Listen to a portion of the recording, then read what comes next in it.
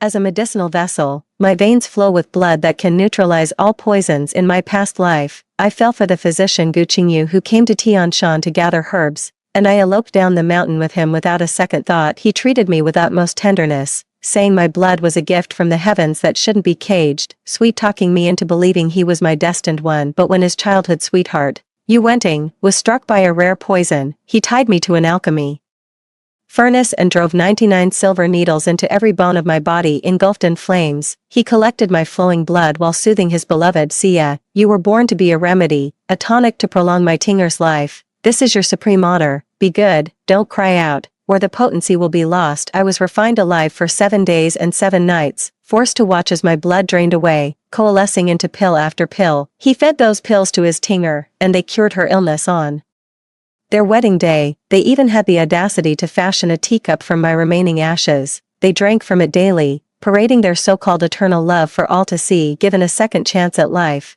I found myself back on the very day we were to elope. Gu Qingyu waited for me at the foot of the mountain, but I turned and walked into the cavern of 10,000 poisons. I offered myself to the monster, corrupted by miasma and rumored to devour human flesh and blood. 1. The agony of flames searing my skin felt branded into my very soul. 99 silver needles pierced my entire body, channeling my blood toward the furnace's core. Gu Qingyu stood outside the furnace, holding a long jade ladle, gently stirring my gradually melting flesh within the cauldron. Yu Wenting leaned against him, her face pale and pitiful. Qingyu, her screams are so agonizing. I'm scared. Gu Qingyu held her tighter, his voice softer and more tender than I had ever heard. Don't be afraid, Tinger, this is the honor of being a medicinal vessel. Hush, close your eyes, it will be over soon. He looked at me again, his brow slightly furrowed. Sia, stop crying out, it will affect the potency of the medicine. My throat was already too hoarse to scream, reduced to nothing but a guttural, mournful rasp. I looked at him, the man who once combed my hair and painted my brows, who said my existence was a heavenly gift, not a cage,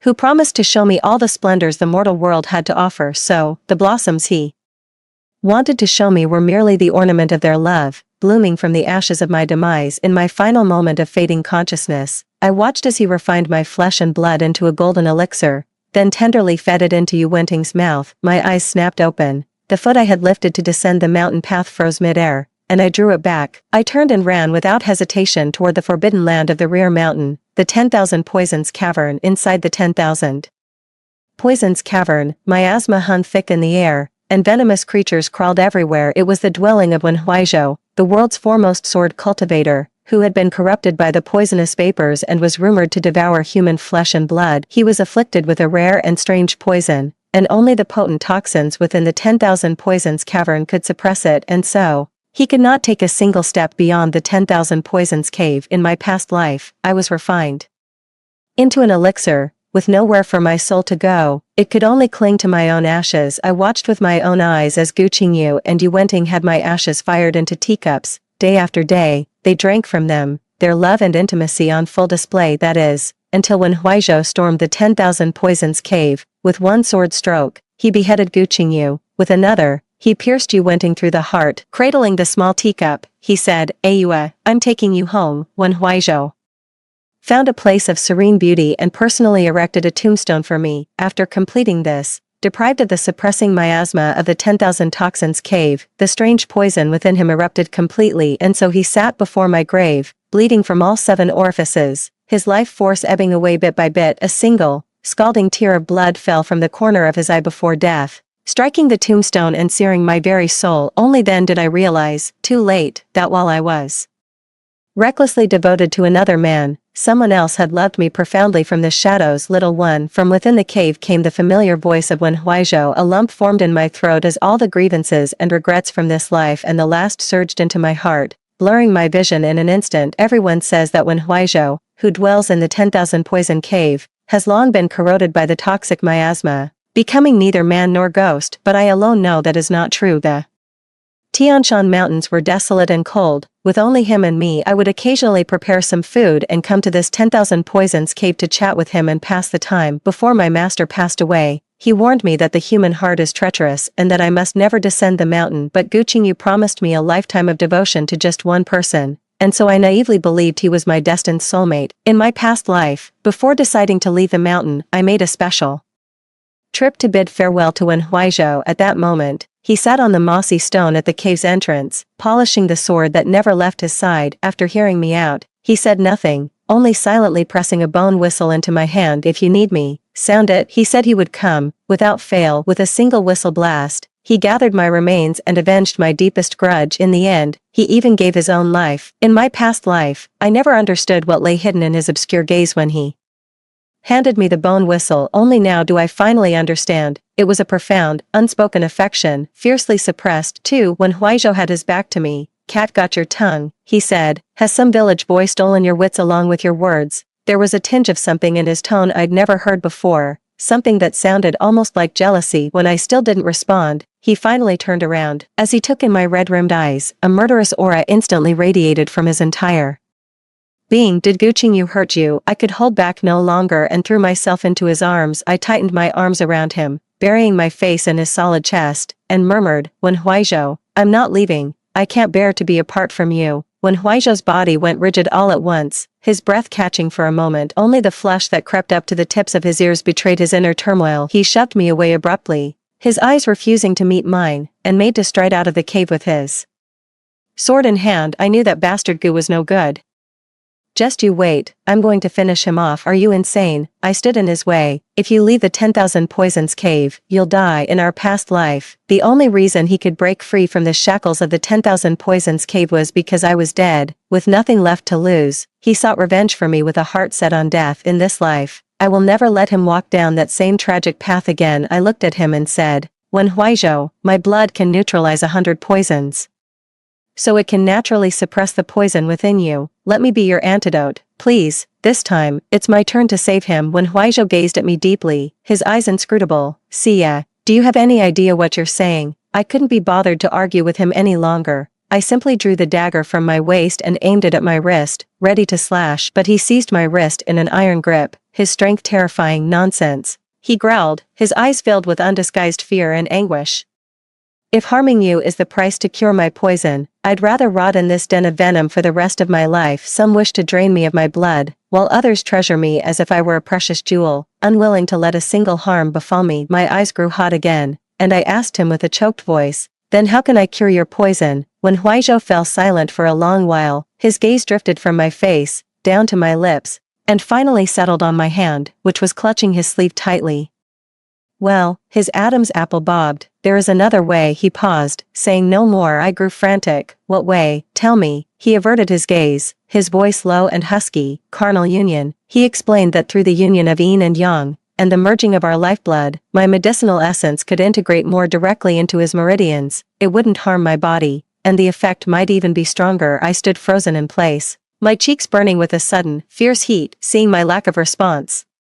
When Huaizhou turned away, "Forget it," he said, "pretend I never spoke. The 10,000 Poisons cave isn't so bad, really." But I grabbed his sleeve, my head bowed so low in embarrassment it nearly touched the ground. My voice was as faint as a mosquito's hum. I'm willing." A smile played at the corner of Wen Huaizhou's lips. He pulled me closer, forcing me to look up at him. "Are you sure about this? If you save me, then I'm yours. We'll be bound together for life. Don't even think about shaking me off." I couldn't bring myself to meet his burning gaze, so I just nodded frantically. The next moment, I felt weightless as when Huaizhou swept me up into his arms. I gasped in surprise and instinctively wrapped my arms around his neck. He strode deeper into the room, chuckling low in my ear. "No time to waste, lest my little alchemist changes her mind." When Huaizhou was insatiable, as if pouring out all the pent-up emotions from these years, taking me again and again. It wasn't until noon the next day that I finally rose, supporting my sore and weary waist. He was still asleep. Perhaps the strange poison in his body had eased, for his complexion was much rosier than usual, and the deep furrow between his brows had smoothed away. I slipped quietly out of bed, intending to return to my own courtyard to change into fresh clothes. To my surprise, I saw Guqingyu and you waiting right at the courtyard gate. 3. Guqingyu saw me and hurried over to meet me. "Xia, I waited for you all day yesterday at the foot of the mountain. Why didn't you come?" Just as his hand was about to touch my arm, I recoiled in disgust, sidestepping and leaving him grasping at air. Guqingyu's hand froze mid-air, a wounded look on his face. "Xia, what's wrong with you?" Seeing him look at me with such deep affection, if I hadn't already been tortured to death by him once, I might have drowned in his false tenderness all over again. Yu Wenting behind him chose that moment to cough twice, then leaned Weakly against Gu Qingyu as if she had no bones in her body, she spoke in a faint, breathless voice, "Sister Xia, brother Qingyu stayed up all night waiting for you yesterday. At the first light of dawn, he was afraid something had happened to you and rushed up the mountain to find you." Watching their little act, I felt a wave of nausea churning in my gut. "I'm not going down the mountain, you all go on ahead." Gu Qingyu looked taken aback. "Why? We agreed you'd come down the mountain with me.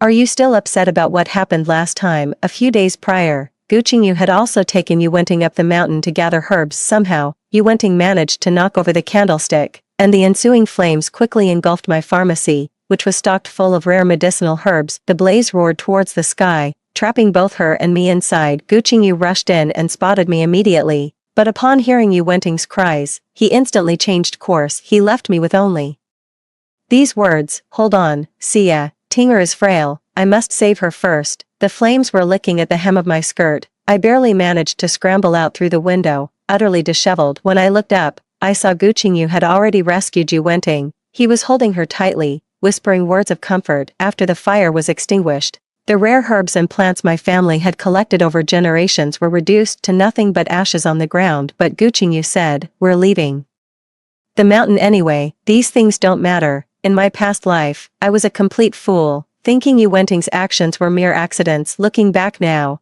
it's clear she had malicious intentions towards me all along." Gu Qingyu's voice pulled me from my memories. "Tinger is like a sister to me. If anything happened to her, I could never forgive myself." "Xia, you're so understanding, you won't blame me for this, right?" I couldn't be bothered with their pretenses any longer. I said, "I'm not leaving." "Are you deaf?" Gu Qingyu grew frantic. "Xia, are you truly content to be trapped on this celestial mountain for the rest of your life? It's desolate and lonely here. What is there to hold you? Moreover, in the 10,000 poison cavern of the rear mountain dwells one Huaizhou, a monster who feasts on human flesh and blood. How could I possibly rest easy, leaving you here alone?" Hearing the word monster pass his lips, the warmth in my eyes instantly froze over. The so-called monster he speaks of is the only person in this world who has ever treated me with genuine sincerity. I fixed my gaze on him. "Gu Qingyu, tell me truthfully, do you truly wish to spend the rest of your life with me, or do you have some other motive in mind?" Gu Qingyu's eyes flickered for a moment,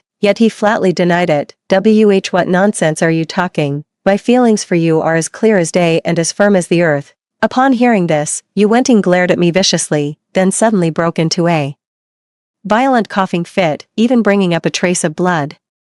As expected, Gu Qingyu was immediately drawn to her, his face full of anxiety and pity. Completely forgetting about me leaning in his arms, Yuwenting gave me a weak smile. "Sister is so fortunate to have brother Qingyu care for you so much. Not like me, born frail, I can only be a burden to him, a dead weight." Gu Qingyu hurried to comfort her, his eyes filled with a tenderness and concern I had never received. I couldn't bear to watch their affected display any longer and turned to go back inside. But then, Gu Qingyu produced a small white jade porcelain bottle from his robes and held it out to me. "Tinger isn't feeling well, so I'll take her down the mountain first. If you don't wish to leave, stay a few more days. I'll come back for you in a couple of days." His demeanor softened, his voice thick with concern. "But I'm still worried about you. This is a special incense I made to ward off miasma and repel poisonous insects and snakes. Keep it with you, just in case." My eyes were fixed on the porcelain vial in his hand. In my past life, he had given me one just like this. I believed it. I placed it by my pillow each day and fell asleep each night breathing in its scent. Little did I know,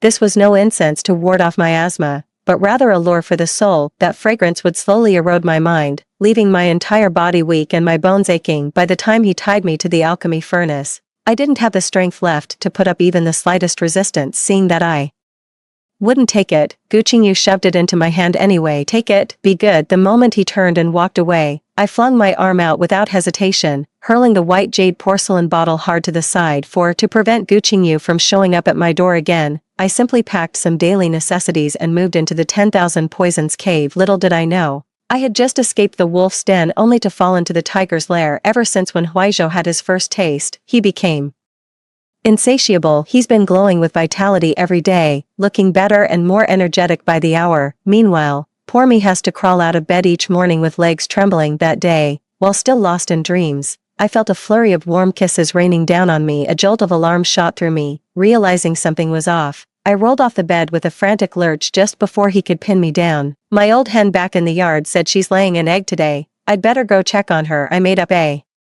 flimsy excuse, grabbed my clothes, and threw them on when Huizhou propped himself up on his elbow, watching me from the bedside. His dark eyes held undisguised disappointment. "All right," he said, "come back early." I mumbled an agreement and fled in a panic. Just as I reached the gate of my small courtyard, a figure darted out from nowhere and seized my wrist. "Sia, where have you been these past few days? I've been looking for you for ages." Gu Qingyu had dark circles under his eyes and a frantic expression. He grabbed my arm, urging, "Let's get down the mountain now. We can't waste any more time." My heart skipped a beat as I suddenly remembered, this very day in my past life was when Yu Wenting's condition took a turn for the worse. I eyed him warily, forcefully shook off his hand, and put 3 paces of distance between us. Gu Qingyu gritted his teeth, the gentle facade on his face beginning to crack. His eyes were filled with anguish, yet his voice remained tender. "Sia, Tinger, she's been poisoned." With bloodshot eyes, he pleaded, trembling, "You're the only one who can save her. I know drawing your blood will harm you, but Tinger, she won't last much longer." He took a step forward, his gaze burning into me as he vowed, word by deliberate word, "Don't you love me? If you'll just save her, I swear, the moment she's fully recovered, I'll have you carried into my home in a grand wedding procession."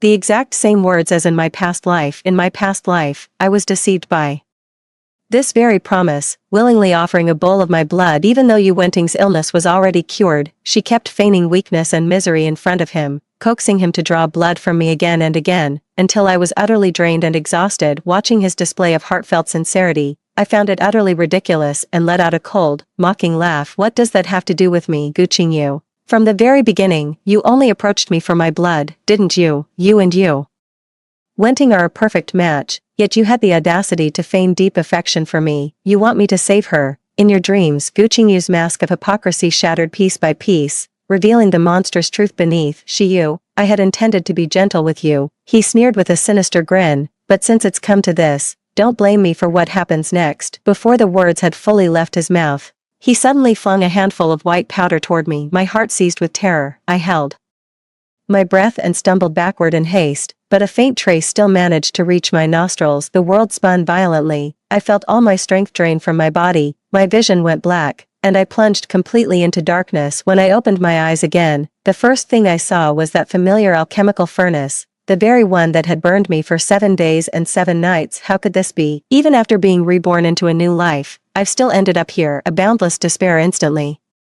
swallowed me whole. Creak, the door to the dark room swung open, and Gu Qingyu entered, holding a row of silver needles. He walked up to me, picked up the longest one, and gestured with it over my heart. "Sia, don't blame me. I'll be very careful. I won't let it hurt too much." The searing pain of the cold needle tip piercing deep into my flesh made my vision swim with black spots. The vision of my past life, being consumed by flames. My blood drained drop by drop, overlapped with the present moment, blurring the line between now and then. Just as Gu Qingyu picked up a second silver needle, poised to drive it in again, boom, the thick wall of the secret chamber was violently shattered by a tremendous force. Amidst the flying debris and dust, a figure shrouded in a chilling, baleful aura appeared like a ghost. When Huizhou's gaze swept across the room, when he saw me, bound to the alchemy furnace, face deathly pale, blood dripping from my wrist, his crimson pupils abruptly contracted. The aura around him churned with savage fury, threatening to devour the entire, cramped secret chamber. 5. The sword light cleaved through the air,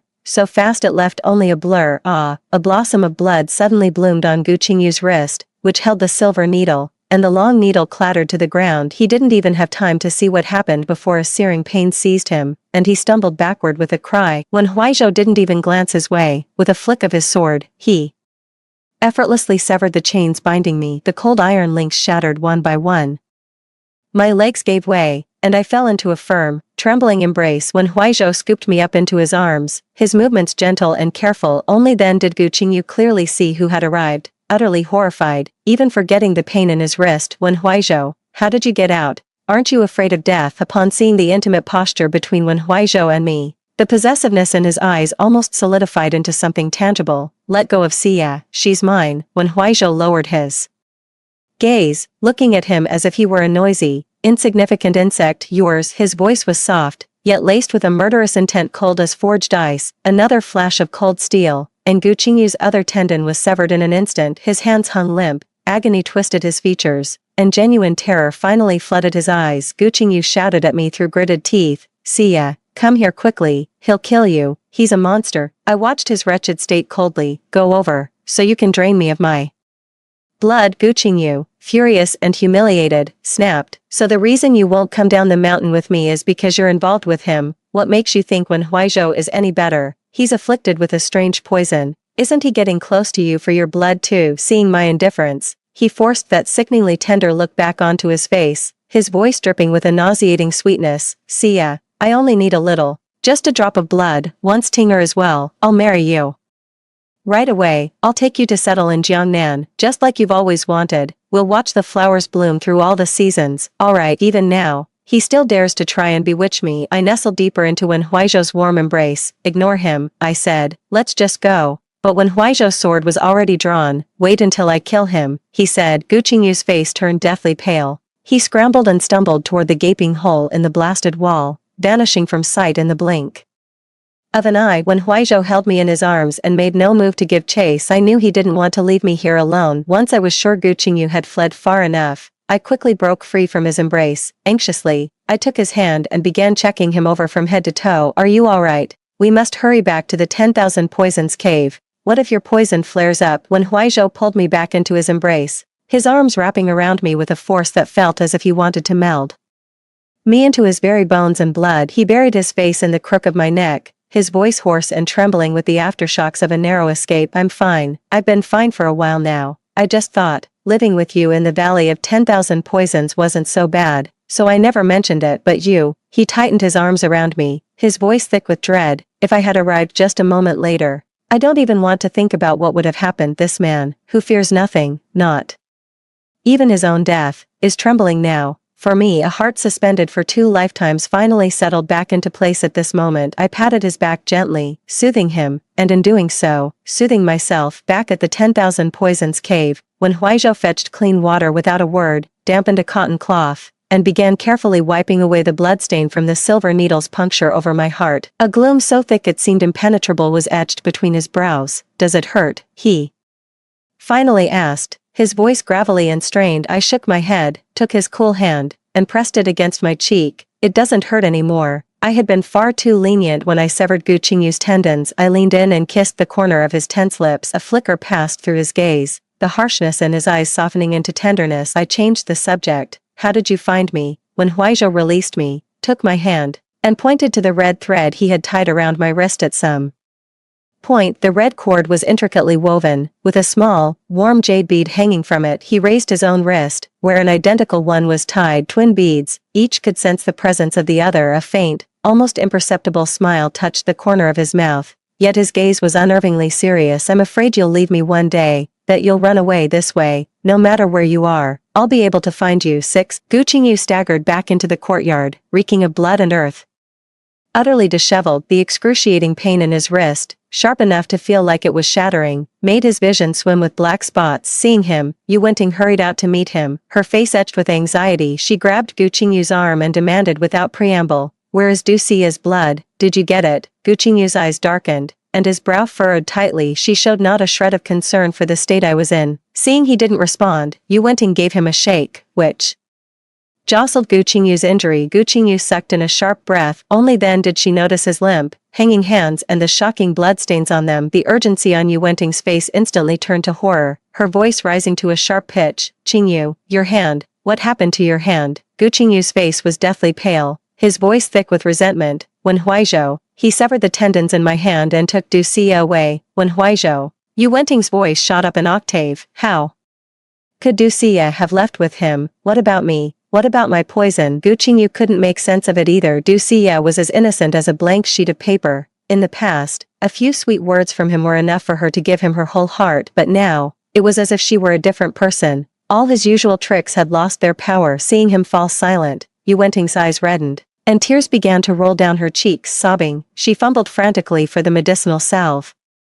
As she bandaged Gu Qingyu's wound, her voice choked with tears. "Brother Qingyu, it's all my fault. If it weren't for me, you wouldn't have gotten hurt like this. I want to take good care of you. Tinger really does, but I'm poisoned now. I can barely take care of myself. My heart is willing, but my strength is failing." She wiped her tears, her eyes glinting with venom. "It must be when Huaizhou using some sorcery to bewitch Sister Xia. She's always been so innocent, she wouldn't know the First thing about such wicked, underhanded tricks, lifting her tear-filled eyes, she gazed pitifully at Gu Qingyu. Brother Qingyu, I'm sure Sister Ducia still has feelings for you. She's the only one who can save me now. Could you please go and talk to her again? Her words perfectly suit the frustration and doubt churning in Gu Qingyu's heart. Yes, that must be it. How could Ducia, who loved him so deeply, just stop loving him like that? The memory of the icy look Ducia gave him at the end stirred up another wave of irritation in his heart. She's just a naive little girl, raised in the remote mountains and ignorant of the ways of the world. She's merely been blinded for the moment. Once she's suffered enough by that monster when Huizhou's side, she'll naturally come running back to him in tears, begging. When that time came, he would make sure she knew exactly who her one true pillar of support was. In the first few days after returning to the courtyard, Yu Wenting did indeed devote herself wholeheartedly to caring for Gu Qingyu, but this facade of shared hardship couldn't even last 10 days. Yu Wenting's poison began to flare up uncontrollably. She was in terrible pain herself, yet still had to care for Gu Qingyu. The petulance and impatience in her nature could no longer be contained. Holding the medicine bowl, Yu Wenting's brow furrowed deeper and deeper, her tone shifting from initial concern to an impatient urge. Brother Qingyu, you have to think of something. You have to go find Ducia. If we drag this out any longer, I'm really going to die. Gu Qingyu sat by the window, his eyes vacant as he stared at his own trembling hands. It wasn't that he hadn't tried to find her, but the terrain of the 10,000 poison abyss was treacherous, shrouded in miasma. He couldn't even get past the outer perimeter. Time and again, I've returned empty-handed, only to end up in a sorry state seeing him remain silent for so long. Yu Wenting's voice grew shrill. Say something. Are you just going to stand there and watch me die? She slammed the medicine bowl down hard on the table, splashing the liquid and staining the surface. Didn't you say I was your life? Now that I'm dying, you can't even bring back a single drop of blood. Gu Qingyu was, after all, once a master physician of great renown, yet now, his once rock-steady hands trembled uncontrollably. He couldn't even hold a needle steady, let alone perform precise acupuncture. Already vexed by this very fact, hearing Yu Wenting's words now filled his eyes with a fierce, hostile glare. He cut her off impatiently. Enough. Yu Wenting was stunned by his shout. You're yelling at me. I must have been blind to fall for a useless man like you. She turned and ran out. For the first time, a wave of intense disgust welled up in Gu Qingyu's heart. If it weren't for Yu Wenting, he would never have sunk to such a sorry state. 7. Yu Wenting ran off in a huff that day and, true to her word, didn't come back for several days. Gu Qingyu tried to tough it out at first, but without anyone to look after him, even getting a sip of hot water became a struggle. A foul, sour smell soon filled the room, mingling with the odor of the medicinal salve on his wounds, making it utterly nauseating. That night, a violent storm raged outside the window, with thunder crashing and lightning flashing. Gu Qingyu, fearing something might have happened to Yu Wenting, rushed out in a panic to search for her. Yet, after scouring all the places she might have gone, there was still no sign of her. Just as he was on the verge of giving up, he spotted Yu Wenting's figure outside an unfamiliar mansion. She was holding an oil paper umbrella, smiling radiantly as she spoke to the man beside her. He recognized the man. It was Dr. Jingxian, who was always at odds with him and constantly trying to one-up him. Watching the two of them walk hand in hand into the courtyard, Gu Qingyu felt a surge of rage. A burning sense of betrayal made his entire body tremble. He crept silently to the base of the wall and pressed close to a half-open window. The lamplight from inside the room cast shifting shadows on the papered window. Immediately, the faint rustle of fabric could be heard from within, mingled with Yu Wenting's coy, breathless protests and soft gasps. Gu Qingyu's mind exploded, his reason shattered. He violently shoved open the half-closed door, his eyes blazing red as he stared at the intimate pair inside. What are you doing? Yu Wenting was startled by his wretched appearance, and her face immediately twisted into an expression of undisguised disgust and impatience. How did you find this place? You're like a bad penny that keeps turning up. Gu Qingyu was trembling with rage, pointing a finger at her, but he couldn't even form a complete sentence. You, all of you. Yu Wenting rolled her eyes and shrank closer to Jingxian. What's wrong with us, Gu Qingyu? I only put up with your pathetic act because I thought you could save me. Turns out you really are worthless. Now your hands are useless. You're a broken man. Did you really think I'd stay with such a pathetic creature? Brother Jingxian said he has a way to save me, so stop being an eyesore and get the hell out of here. Gu Qingyu's eyes bulged with rage. With a guttural roar, he tried to lunge forward, but now, he was nothing but a helpless cripple, too weak to even wring a chicken's neck. With a single contemptuous gesture, Jingxian pinned him firmly to the ground. He dragged Gu Qingyu outside and flung him harshly into the icy mud outside. The rain poured down in torrents, and thunder rumbled. Leaning against the doorframe from his position of superiority, Xingxian wore an undisguised sneer. "Gu Qingyu, take a good look at yourself now. Don't you look just like a stray dog?" He paused, his voice dripping with the smugness of a victor. "Get lost, Tinger belongs to me now." Icy rain lashed against Gu Qingyu's face, mixing with mud and leaving him utterly disheveled. A throbbing pain shot from the ruined tendons in his wrist, yet it was nothing compared to the agony tearing his heart apart. For Yu Wenting, he exhausted every scheme, even going so far as to destroy Du Xia, the woman whose heart and eyes held only him. Yet in the end, he himself became nothing more than a used-up piece of trash, discarded without a second thought. How utterly ridiculous! Through the curtain of rain, her face, Du Xia's face, appeared before his dazed eyes once more. It wasn't that cold, resolute face, but the girl from the early days on Tianshan Mountain, the one who would blush at his every word, who would foolishly offer up all her most treasured possessions to him. Ha, ha ha! Gu Qingyu lay sprawled in the muddy water, a broken, rasping laugh escaping his throat. As he laughed, his tears began to fall, mingling with the rain. Remorse, like a venom, instantly seeped into his very bones and blood. When Huaizhou's poison had been completely cured, yet for some reason, he stubbornly lingered in the 10,000 Poisons Cave, refusing to leave. He had the gall to call it sentimental, claiming, "This is where we pledged our love, it holds special meaning." Then one day, as I was crouched at the cave entrance feeding a passing wild rabbit, he drifted up silently behind me. The poor creature, happily munching away, was startled and vanished in the blink of an eye. "That's mine, it's eating." When Huaizhou said, his tone sharp, I was baffled. "How are the wild berries on this mountain suddenly yours?"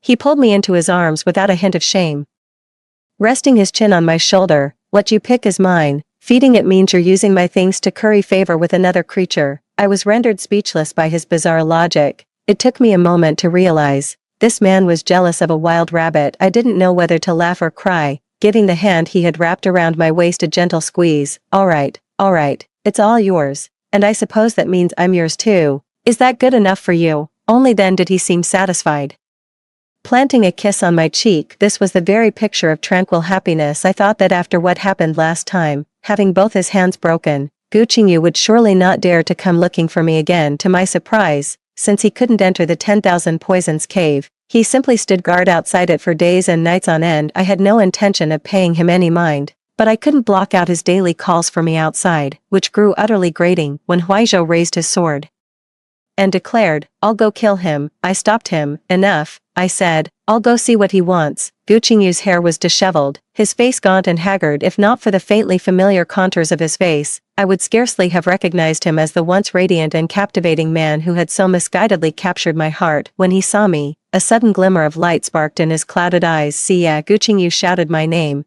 scrambling and stumbling as he lunged toward me. When Huaizhou instantly rose to his feet, shielding me, his entire demeanor turning icy cold. Gu Qingyu shuddered, yet he still refused to leave. His knees buckled, and he dropped straight down, kneeling directly in my direction. "Xia, I was wrong. I know I was wrong." He wept bitterly, tears and snot streaming down his face. "I was used by Yu Wenting. I lost my head for a moment. I regret it, but I truly love you. Please, forgive me. Won't you?" He looked up, appearing utterly wretched and pathetic. I walked past.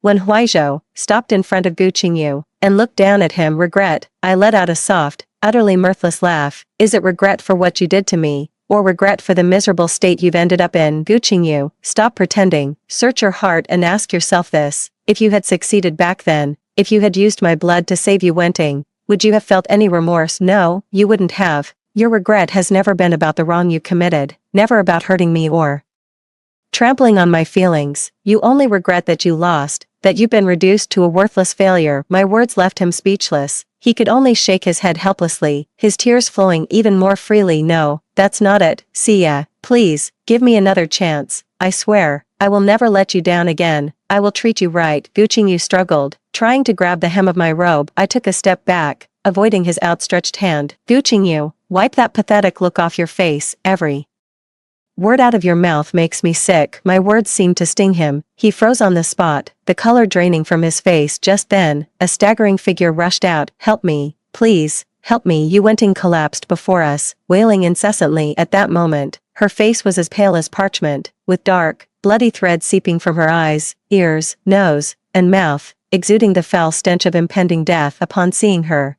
Gu Qingyu's already clouded eyes instantly flooded with crimson. The man looked utterly deranged. He lunged forward and clamped his hands around Yu Wenting's slender neck with a death grip. You wretched woman, how dare you show your face here? Yu Wenting's eyes rolled back as he choked her, ragged gasps tearing from her throat while her hands clawed frantically at the air. Brother Qingyu, I was wrong. Xing Xian lied to me. He has no way to save me. She forced the words out with immense difficulty, tears mingling with blood streaming down her face. You, please beg. Sister Sia, ask her to save me, please. Watching this spectacle of a dog-eat-dog squabble unfold before me, I suddenly found it utterly fascinating. I edged closer to Wen Huizhou, clutching his sleeve, my voice tinged with a perfectly measured tremor of distress. Qingyu, look at her, even now, she still has the audacity to covet my blood. I gazed timidly at Gu Qingyu, and in a voice as fragile as Yu Wenting's once was, I began to speak. That single utterance of Qingyu acted like an incantation, instantly igniting the last thread of sanity in his mind. Gu Qingyu turned his head to look at me, his eyes ablaze with the wild joy of something regained and the desperate madness of a final gamble. Don't be afraid, Sia, don't be afraid. I'll make her disappear from your sight forever, right now. I will never let anyone hurt you again, he roared, as if making a promise to me, or perhaps trying to convince himself. He yanked the barely alive Yu Wenting up from the ground and began dragging her toward the nearby cliff edge. Dragged along the ground, Yu Wenting left a pathetic trail in her wake. The realization that Gu Qingyu truly intended to kill her finally dawned,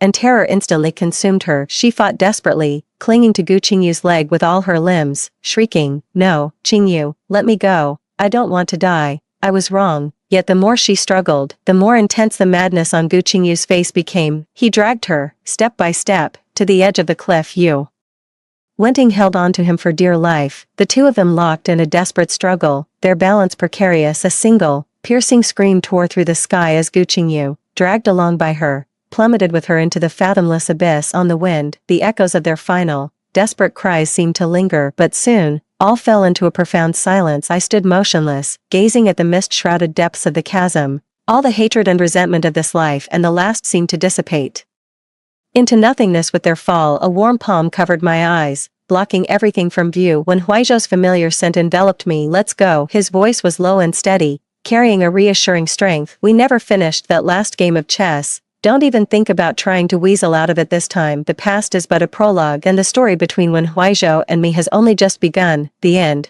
That's the end of the first story. Don't go away. The next one is even better. On my way home for the new year, I refused an auntie's request to switch seats with me. She actually spread a rumor in front of everyone on the train, asking how a young girl could afford a first-class ticket. She claimed the money must have come from selling her body. I was about to argue back when the train's announcement system suddenly blared, calling for medical personnel. A child had gone into cardiac arrest and needed urgent help. I'm a doctor, and my immediate thought was to rush to the rescue, but to my shock, the older woman grabbed me tightly and wouldn't let go, insisting, "Where's the attendant? This woman is smoking on the high-speed train. Arrest her." Because of her false accusation, the child missed the critical window for resuscitation. By the time I finally got there, the little one was already gone. The middle-aged woman shamelessly insisted she was right, saying, "So what if someone died? It just frees up a seat so we can switch spots." What she didn't know was that the child who had died was none other than her own precious grandson. The trip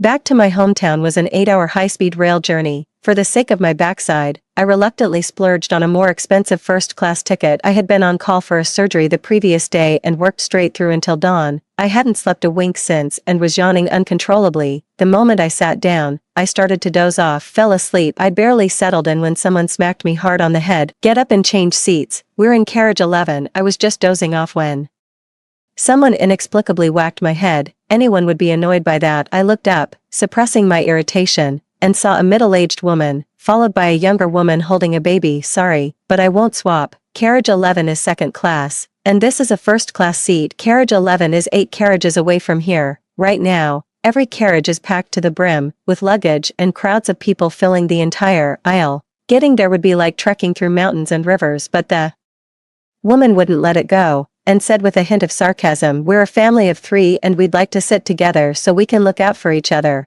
What's the big deal if a young person like you has to make a small sacrifice? At most, I'll give you $20 to make up for it." Money. Listening to her, I couldn't help but laugh in exasperation. There's a price difference of over 500 yuan between first class and second class. And you're only offering to pay 20, that's a bit much. Don't you think? If you wanted to sit together, why didn't you just buy 2 first-class tickets in the first place? So cheap, yet putting on airs. I was already in a bad mood, and after that little stunt, I felt like slapping that old woman. What's wrong with you, you little brat? Are you really that hung up on a few bucks? Her words made me roll my eyes, and I retorted with annoyance, if you don't care about money, then why don't you pay me back? Stop making snide remarks. It's all because you're broke, isn't it, you bitch? You're the one who's poor. You're destined to be a pathetic pauper your whole life. I have plenty of money. It's just that a heartless person like you isn't worthy of my money. The woman, still fuming, was about to hurl more insults at me when a younger woman beside her quickly intervened. Then, she turned to me and asked apologetically, I'm sorry. We bought the tickets too late and could only get 1 first-class seat. My mother-in-law is elderly and has difficulty walking, and I'm traveling with my child and thought a first-class seat would be more spacious. Would it be alright if I pay you the full price for an upgrade to first class? Seeing the young woman's pleasant attitude and the chance to get money for nothing, I was actually inclined to agree, but the moment that middle-aged woman heard the young woman was going to pay, she immediately looked exasperated, as if despairing of her, and anxiously tried to stop her. Pay what money? Don't young people these days have any sense of selfless contribution? Didn't your parents teach you to respect the elderly and care for the young, or do you not have parents at all? That old woman's jab instantly rekindled my temper, and I plopped back down into my seat. You must have no parents. I'm not moving. How dare you speak like that, you little brat? No respect for your elders. I'll teach you a lesson your parents never did. With that, the old woman actually rolled up her sleeves to hit me, but thankfully, her daughter-in-law stopped her. Oh my goodness, stop making a scene. They're not obligated to switch with us. Her daughter-in-law looked utterly helpless, on the verge of tears. It seems this mother-in-law is used to throwing her weight around in public. What do you mean, not obligated? The young should always defer to their elders. What's the point of them living otherwise? If every young person was as selfish as she is, wouldn't society just fall into chaos? Seeing this unreasonable woman making a scene, I couldn't be bothered to argue with her, so I called for the train attendant. But who would have thought? Instead of backing down when the attendant arrived, she played the victim and made the first complaint. Attendant, look at the kind of people you're selling tickets to. Even on the bus, young people offer me their seat. Your high-speed rail sells tickets at such high prices, and you don't even screen the people buying them. Sort this out for me right now, or I'll file a complaint against you. The flight attendant, who had been mistaken for a waiter, visibly grimaced. Nevertheless, she checked my ticket and patiently explained to the older woman, saying, Ma'am, no one is obligated to switch seats with you. She purchased her ticket and has the right to her assigned seat. Please understand. Unconvinced by the flight attendant's explanation, the woman became even more unreasonable and demanding. She pointed her finger right in the attendant's face and started yelling, Fine, you're all in cahoots. We are a family of 3, and we will sit together. If you don't fix this for me, I'll file a complaint and sue you in court. The flight attendant lost patience and sternly summoned security. Sir/ma'am, the high-speed train is about to depart. Please do not disrupt order here. If you insist on doing so, then I have the authority to ask you to leave the train to prevent interference with normal operations. What do you mean? I paid for my ticket and you want to kick me out? Is there no justice anymore? The middle-aged woman was just about to plop down on the ground and start wailing, but the sudden arrival of the police officer startled her, making her whole body jolt. Oh, for goodness sake, stop making a scene. Daji is waiting for us back home. If we miss this train, we won't be able to get another ticket. I'll just take Mingming to the second-class cabin. With that, the young woman hurriedly left the carriage with her baby, as if making an escape. Seeing that the police officer meant business, the middle-aged woman's bluster instantly deflated. She sat down next to me, clearly displeased, muttering under her breath. I couldn't make out what she was saying. I rolled my eyes, screaming internally, of all people, why did I have to end up next to this character? I put on my headphones, played some soothing music, and the high-speed train began to pull away. 8 more hours on the road. I really hope this lady doesn't start any drama. I just want to get some proper sleep, but of course, she wasn't going to let me off that easily. Just as I was starting to drift off, I heard a snide remark from the seat beside me. Just ran into some rude little brat, who knows where she got the money for a first-class ticket. Hearing that, my drowsiness vanished completely. I took off my headphones, frowned, and looked to the side, only to see that middle-aged woman on a phone call. Noticing my gaze, she rolled her eyes and continued talking as if no one else was there. Yeah, She looks all glamorous and decked out in designer labels. Who knows how many men she's had to sleep with to get all that? I saw red. I snatched the phone right out of her hand, hung up, and confronted her. What are you implying? Do you even know that spreading rumors is illegal? The middle-aged woman wasn't even angry that I'd taken her phone. Instead, she just looked at me with a knowing expression, getting defensive. Did I hit a nerve? You must have just graduated, right? A girl like you probably gets a job as an office clerk or an accountant after college, making at most 3 or 4,000 a month. Where on earth did you get the money for a first-class ticket that costs a couple thousand? All those designer labels must have cost a fortune. Have your parents ever owned anything that nice? You make all that dirty money and don't even have the decency to take care of your own parents. Frankly, a girl like you should have been drowned in a pond at birth. I was absolutely furious. I could have slapped that woman right across the face, but reason quickly cooled me down. Even though she was the one running her mouth, if I threw the first punch, I'd be in the wrong. And she's the type of person who would make a huge scene. In the end, it would only backfire on me. The best way to deal with slander and rumors is to avoid the trap of defending yourself. Instead, fight fire with fire. So, mimicking the old woman's sarcastic tone, I gave her and her belongings a thorough once-over. Well, your stuff looks pretty pricey. Did you have to swipe a few old men's pension checks to afford it? Hearing my words, the old woman's face changed, and she roared in anger. What the hell are you talking about? You want me to slap you? Just then, a girl sitting in the seat in front of me turned around with her phone and said, "Ma'am, I've recorded everything you just said. Spreading rumors can lead to legal consequences. All of you, this is outrageous. You only know how to bully a poor old woman like me." The middle-aged woman was absolutely furious, her eyes filled with resentment and anger, but in the end, she didn't dare say another word. I thanked the girl in front of me and went back to resting my eyes. For the next 2 hours, that auntie kept on making phone calls and cracking sunflower seeds, but at least she didn't bother me anymore, and I couldn't be bothered to deal with her. After sleeping like that for 2 hours, I got up and went to wait in front of the restroom. The person in front had just stepped out, and before I could even think about going in, someone shoved me hard from behind. I almost lost my balance. When I looked closely, I saw it was that same middle-aged woman again, this time holding a cup of instant noodles and heading to get hot water. Seeing the displeasure on my face, she stared back with a defiant, shameless look and said, "What are you staring at? It's your own fault for being so big and blocking the way." My heart was trembling with rage, but nature calls, and I had no time to deal with her right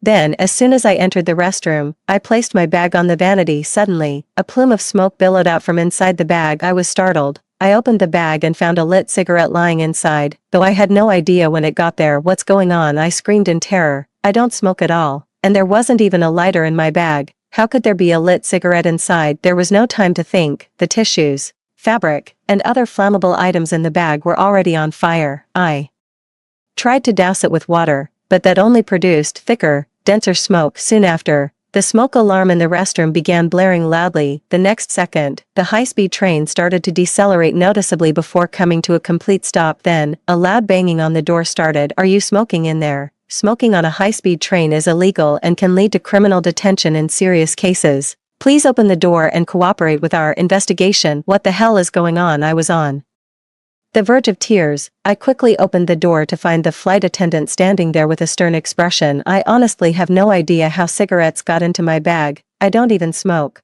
I tried desperately to explain myself, but the evidence was right there. Damn, I was at a complete loss for words. The passengers, already irritable from the long journey, grew frantic when the high-speed train came to a halt. Some even started cursing at me. "What are you smoking? If you've got a death wish, go take a puff in a crematorium. My wife is about to give birth. If you make me late, you'll have hell to pay. Get her arrested right now. What if she sets the high-speed train on fire? How dangerous." Just then, that middle-aged woman walked over to me with a smug look on her face and clicked her tongue at me several times. "TSK, TSK, TSK, and you claim you've never done such a thing, so you're secretly into smoking and drinking. Huh, daring to smoke on a high-speed train. I think you're just asking for trouble. Attendant, call security immediately and have this little brat thrown in jail." Looking at her utterly arrogant expression, it suddenly dawned on me. That moment when she bumped into me, the aisle was wide. Why did she have to bump into me? Of all people, the zipper on my bag wasn't even closed properly. It would have been easy to slip something inside. With that thought, my face darkened, and I turned to speak to the flight attendant. "I suspect someone is setting me up. I demand to see The surveillance footage, the flight attendant nodded and prepared to take me to the crew room to review it. Just as expected, the middle-aged woman panicked and said in disbelief, "There are cameras on this train, of course. For the safety of all passengers, there are surveillance cameras in every carriage. Please come this way, ma'am." Before the attendant could finish speaking, the woman suddenly blocked the train door. As if to cover up her own guilt, her voice suddenly grew much louder. "What's the point of checking the cameras? This little brat is just stalling for time. The evidence is clear as day. You need to arrest her right now. Get up." "Look, ma'am, whether I'm innocent or not will be clear as day once we check the security footage. The way you're trying to stop me makes it really hard not to think that you're somehow involved in this." I narrowed my eyes, sizing her up from head to toe, which made her visibly uneasy, but she still held her head high and shouted defiantly, her mouth being the toughest part of her whole body. "You're the one breaking the law. Don't try to pin it on me. Security, hurry up and arrest her. What if she gets away?" The middle-aged woman planted herself firmly in the doorway, and for a moment, the few people there were at a loss for what to do with her. Just then, the broadcast suddenly blared out urgently, "Is there a medical professional on board? A child needs emergency assistance." As a doctor, I have to step in when I hear there's an emergency, but just as I was about to head to the back, someone grabbed my clothes and held on tight. "What's the matter?" Feeling guilty and trying to run away. "I'm telling you, no way, you've wasted so much time. You have to get down on your knees and apologize to everyone on this train," the woman shouted arrogantly, clearly paying no heed to the announcement that had just been made. "I already told you it wasn't me. Someone needs emergency medical attention right now. I'm a doctor. Let me go this instant." I was frantic. In an emergency medical situation, every single second is absolutely critical. "A doctor? You, don't make me laugh. Are they letting just any old riffraff into hospitals these days? I see what this is. You're just trying to use this as a chance to jump off the train and escape legal punishment. Are you quite finished?" "I have a medical license." I was about to pull my medical license from my bag, but I realized that little booklet had been burned to ashes long ago. "Where are you?" "Can't find it now. Can you? Liar, don't you dare run. Weren't you just saying spreading rumors and slander has legal consequences? You're the one spreading lies." "I put cigarettes in your bag, and I'm going to report you right now." The woman had a death grip on me. I struggled forward, trying to break free, and in the tussle, my clothes were nearly torn off, exposing me. I had no choice but to frantically free one hand to cover my chest, but the woman wouldn't let up. She actually pinned me down beneath her, refusing to let go no matter how much the onlookers pleaded. "Let me go." She was a big woman, and her weight nearly crushed the breath out of me. "Get off me. If someone dies because you didn't get help in time, could you live with yourself? I'm being crushed. I can barely breathe," he shouted with all his might. If a woman like her had any conscience, she wouldn't have demanded to switch seats with me so matter-of-factly in the first place. "So what? Dead is dead. No one's life is more important than mine. I've been wronged, and you have to give me an answer. Either pay up or you're going to jail." This is the most helpless moment of my entire life. Just then, the sound of frantic footsteps echoed through the train car. A young woman, clutching a child,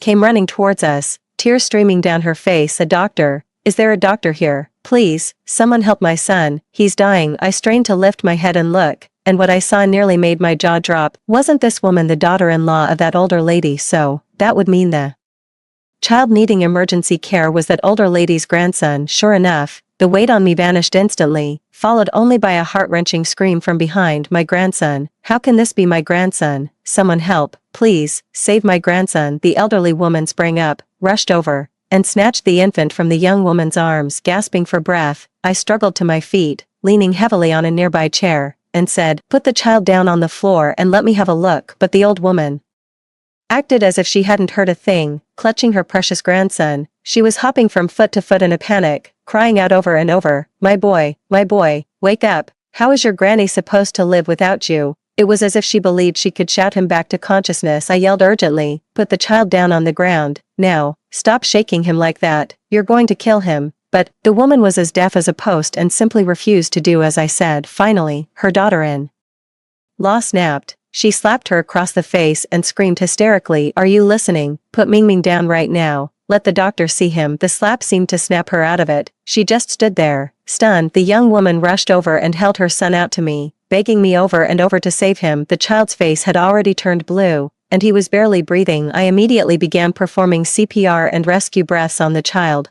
not daring to waste a single moment. The vehicle started. Moving again, we had to get off at the next high-speed rail station and rush him to the hospital, but only I knew, from the moment I first laid eyes on the child, that his chances of survival were extremely slim. All that effort was just for show, to appease the family. If only we had acted sooner, things might not have turned out this way. Just then, a bystander voiced exactly what I was thinking. That damn old woman is nothing but a jinx. What was she doing blocking the doctor? Now look, it's her own grandchild who's paying the price. My grandson is on the table now. Are you happy yet? The old woman still didn't seem to think she had done anything wrong and stubbornly continued. How was I supposed to know it would turn out like this? It's all this bitch's fault. If she hadn't set fire to her medical license, I wouldn't have been unaware she was a doctor. It's all her fault. If my grandson isn't cured, I'll make you pay. From the moment she boarded, she kept making disruptive noises in the carriage. Then, with that classic case of the thief crying "Stop thief," she had already stirred up public outrage. Before long,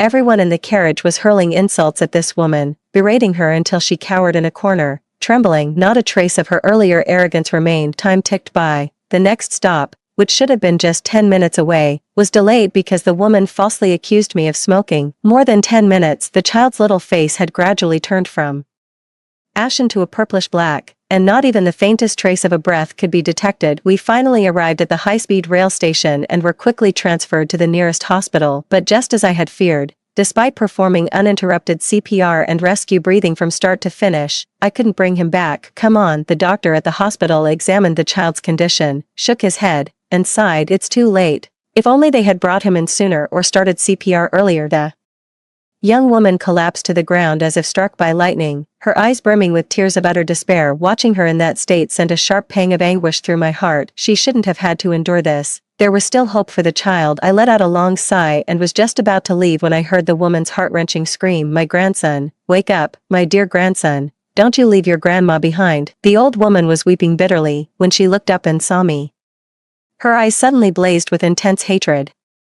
Is it because you, this wretched woman, didn't do everything you could to save my grandson that this happened to him? He was our family's precious golden boy. You killed him. I want you to pay with your life. With that, the woman charged at me like a madwoman, trying to hit me. Fortunately, she was promptly stopped by the hospital security guards. Seeing her in that state, I just felt utterly drained and exhausted. It was you who kept stopping me. If you had let me get him emergency care sooner, your grandson wouldn't have died. You're the one who killed him. You're the murderer, I said, enunciating every word. Deep down, the woman knew the truth perfectly well, but she just refused to admit it. Shifting the blame onto someone else was, for her, the only right choice. She tried to lunge at me, but the next second, her daughter-in-law flew at her like a madwoman, and the two of them started brawling. It's all your fault. Why did you have to grab that doctor and not let her leave? Now look what's happened. Your grandson is gone. Are you happy now? Are you happy now? How much longer are you going to keep ruining our family? Will you only be satisfied when you've driven me to my death? The young woman had completely broken down. At this point, it wouldn't be surprising if she did something extreme, but the old woman remained stubborn as a mule, refusing to admit her mistake. How dare you, you little wretch,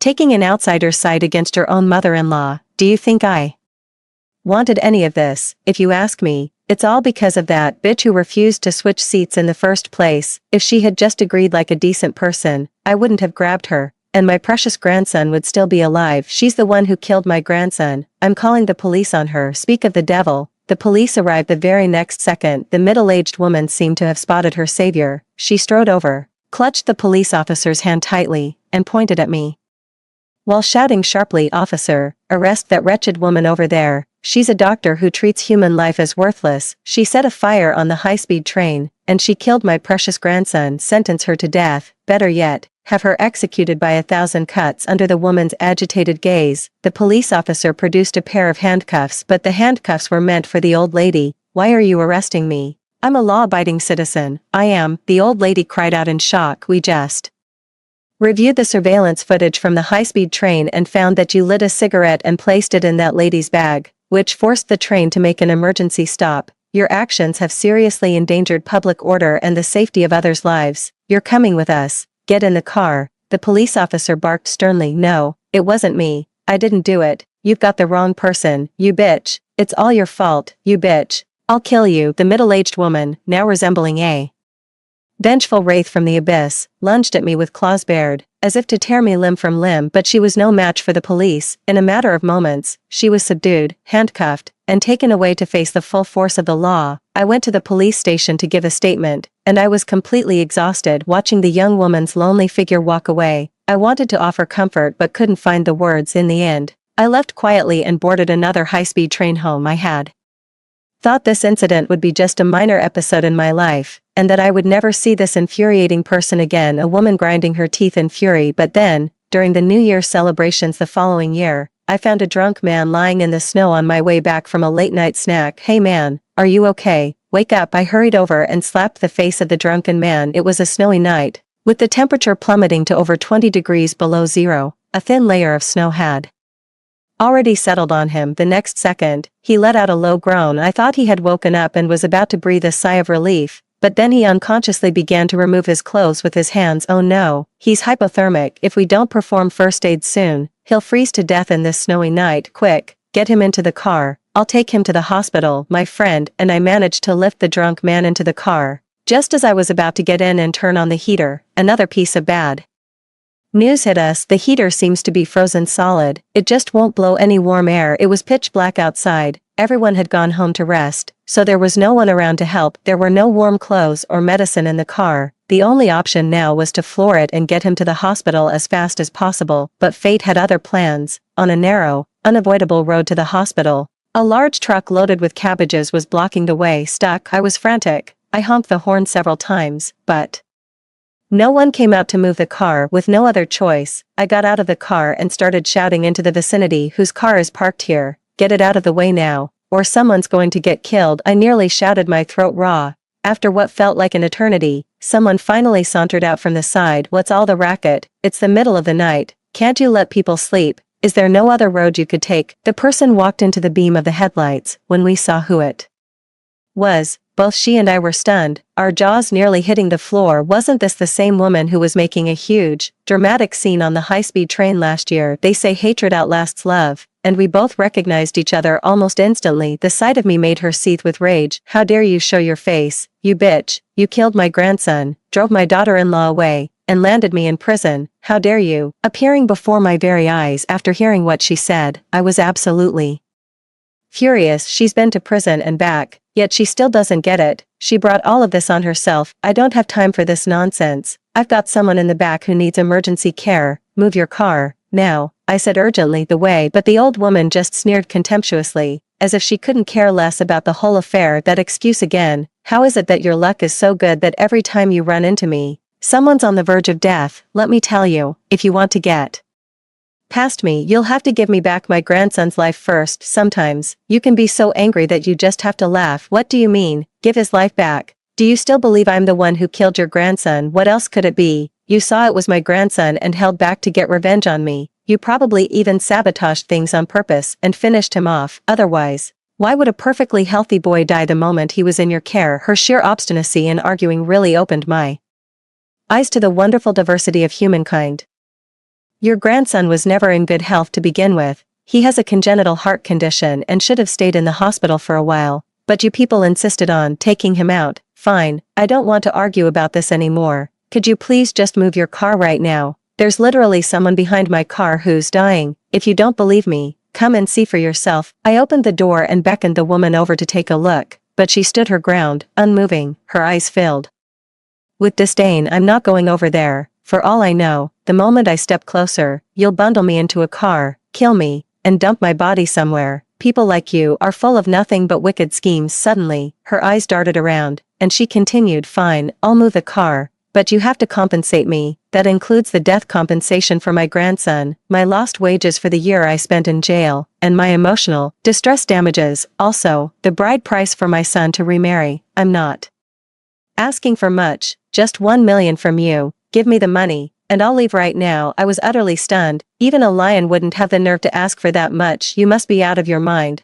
I've told you, you brought this all on yourself. It has absolutely nothing to do with me. Now give me the car keys." With that, I lunged forward to snatch her car keys, but she just collapsed onto the ground, letting out a feral scream. "Ah, murder, you goddamned bitch. You killed my grandson and now you want to kill me too. just picking on a poor old woman, is that it, isn't it? My life is so cursed, my grandson is gone, my daughter-in-law ran off, and I was even framed and sent to prison for a year. Why is heaven doing this to me? This is so unfair to me. Her shout woke all the sleeping neighbors in the vicinity, and they all came out to watch the commotion. People like her are absolute soul suckers. Even spending a few minutes with her feels mentally draining. At that moment, my anxiety and fury were so overwhelming, I was on the verge of a breakdown. Just then, my friend in the car suddenly shouted at me, "Get back here, this man is fading fast." I reacted as if facing a grave threat and immediately sprinted back to the car. I saw that the drunk man's face had turned as white as a sheet. His clothes had been removed at some point, leaving his bare torso exposed. I frantically rubbed his skin with my hands, trying to generate some warmth, all the while whispering words of encouragement in his ear. "Buddy, stay with me. Don't you dare fall asleep. Think of your wife and kids. Think of your parents. They're all waiting for you back home." I don't know if my words got through to him, but his eyelids suddenly twitched. My heart leaped with hope, and I immediately doubled my efforts, rubbing his skin more vigorously. Suddenly, he mumbled something, his lips moving. I quickly leaned in to listen. Don't save me. What kind of nonsense is that? There's nothing in this world you can't get through. Snap out of it. We're almost at the hospital. Open your eyes," I shouted in desperation, rushing forward to pry his eyelids open. Then, in the very next second, a single tear traced a path down from the corner of his eye. "My son is gone. My wife left me. My whole life has been tormented by my mother. I'm in so much pain. I really can't go on living." I didn't understand what he meant by that. I only knew his voice was growing fainter and fainter. "Hey, wake up.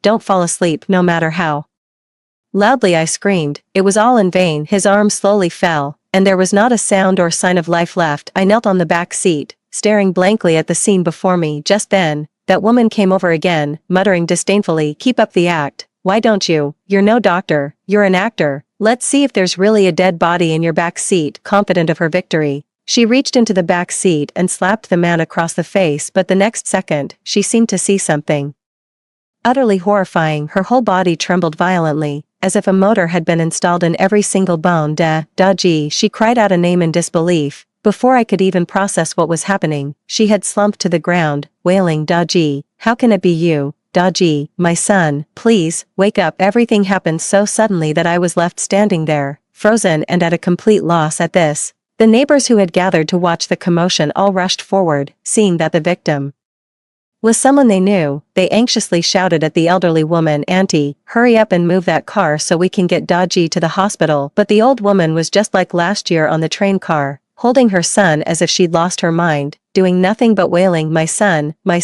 wake up, you can't leave your mother all alone." Her state had the neighbors so frantic that one of them snatched the keys from her and moved the truck themselves. I quickly got in the car and rushed the mother and son to the hospital. "Oh, my child, why is my fate so bitter? Why must there be someone trying to harm our family every single day?" The entire way, she kept wailing from the back seat, lamenting the injustice of her fate. Yet from the very beginning to the very end, no one ever intended to harm their family. On the contrary, it was I who had been trying everything in my power to save them. Yet, she single-handedly managed to thwart it all. They arrived at the hospital quickly, but it was already too late. The man's hypothermia was so severe that there was no chance of saving him. The older woman was wailing her heart out at the entrance to the emergency room. Now, exhausted from crying, she had slumped down in the corner. Just then, the young woman arrived. A year had passed, and her face was gaunt and haggard, as if she had aged a decade. She stood at the operating room door, gazing at the body of the man she once loved. Her thoughts were unreadable, her face expressionless, and her eyes dry as if to mask her own guilt and shame. The older woman grabbed her former daughter-in-law by the hair and began screaming at her, "It's all your fault, you wretched woman. If you hadn't left my son, he wouldn't have been out drinking alone, and he wouldn't have been left outside to freeze to death. I'll kill you." The young woman stood there as if her soul had left her body, motionless and unresisting as the older woman attacked her. I couldn't stand to watch any longer. I rushed forward and desperately pulled them apart, finally unleashing the fury I'd been holding back. "Are you done yet? Last year, you stopped me from saving your grandson, and then you blamed me. This year, you're still stopping me from going to save your son, and you're blaming others again. Have you ever stopped to think about your own role in this? All of this is your fault. It's all because of you." At my outburst, the woman deflated like a punctured balloon and slumped to the ground. Then, she clutched her own hair and wailed, crying as if she wanted to tear her own voice out. I was utterly exhausted too, After one last, deep look at the emergency room, I turned and left in silence. I thought that was the end of it. To my surprise, a few days later, I was served with a lawyer's letter. In the lawyer's letter, she accused me of causing her son's death through my delay. Perhaps she also knows that a lawsuit filed on these grounds would absolutely not be accepted, yet the reason she still did this was merely to find a psychological crutch, to shift her own fault onto someone else so she could suffer a little less from the pangs of conscience. As expected, no matter how many times she sued, she lost every single case, yet she refused to give up. Somehow, she learned how to livestream and began airing her grievances against me to a massive online audience. Netizens, unaware of the full story, sympathized with her pitiful plight and swiftly launched a wave of online harassment. But once again, she overlooked one crucial detail: my car was also equipped with a dashcam. I posted the entire, uncut video of me rescuing the drunk man and then being blocked by that woman on the way to the hospital online, and I dug up the high-speed train arson case from a year ago that blew up on social media. Public opinion has completely shifted again, with netizens who once supported her now turning against her. How shameless can you be? How dare you criticize such a kind-hearted doctor? If it weren't for you, your grandson and son could have received fast, professional medical care. But you ruined everything. You're the one who is responsible for their deaths. If I were you, I'd be so ashamed I'd have jumped off a building by now. How can you bear to live in this world and still have the nerve to smear the doctor's reputations here? She was quickly flamed online to the point of getting her account banned, and the courts even refused to accept any of her lawsuits regarding the matter. After that, I finally had a bit of peace and quiet for a while. I swallowed my anger and looked up to see who it was, finding a middle-aged woman, with a younger woman holding a baby following behind her. A young woman stabbed her former mother-in-law to death before jumping from a building to her own death. I was stunned for a long time after reading this news. Do you ask if I have any regrets? I have none. Healing the sick and saving the dying is my calling. Even if I had to do it all over again, I would exhaust every possible means to attempt a rescue. Yet, I feel a profound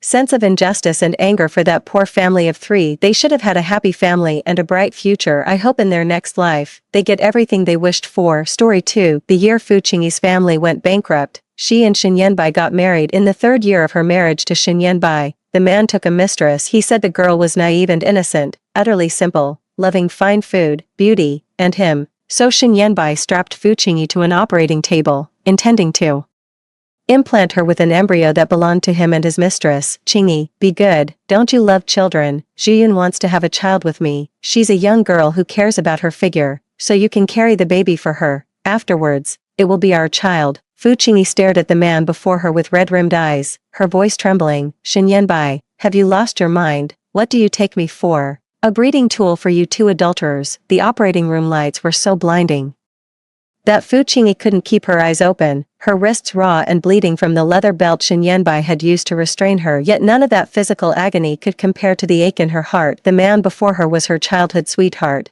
the one who had promised to love her forever since they were young. Even 3 years ago, when the Fu family went bankrupt, her father lay in the ICU fighting for his life in desperate need of a kidney transplant, and everyone in their social circle mocked her as a fallen princess. Xin Yanbai hadn't shown up for 3 days. She thought he had abandoned her too, but 3 days later, he was wheeled out of the operating room alongside his father. Was the Xin Yanbai from back then and the one standing before her now truly the same person? Qingyi, stop this. Xin Yanbai crouched down, his fingertips reaching for her cheek, only for her to suddenly bite down on his finger. Xin Yanbai frowned slightly, letting her bite down with all her might, until the flesh was torn and bloody. The man's tone was coaxing, as if Fu Qingyi was just throwing another tantrum. Feel better now? If not, you can bite my other hand. Qingyi, Zhiyun is sensitive to pain and still just a girl. What's the harm in letting her have her way? Besides, even if you're unwilling to bear a child, the Fu family still needs an heir. Fu Qingyi let out a sudden, bitter laugh,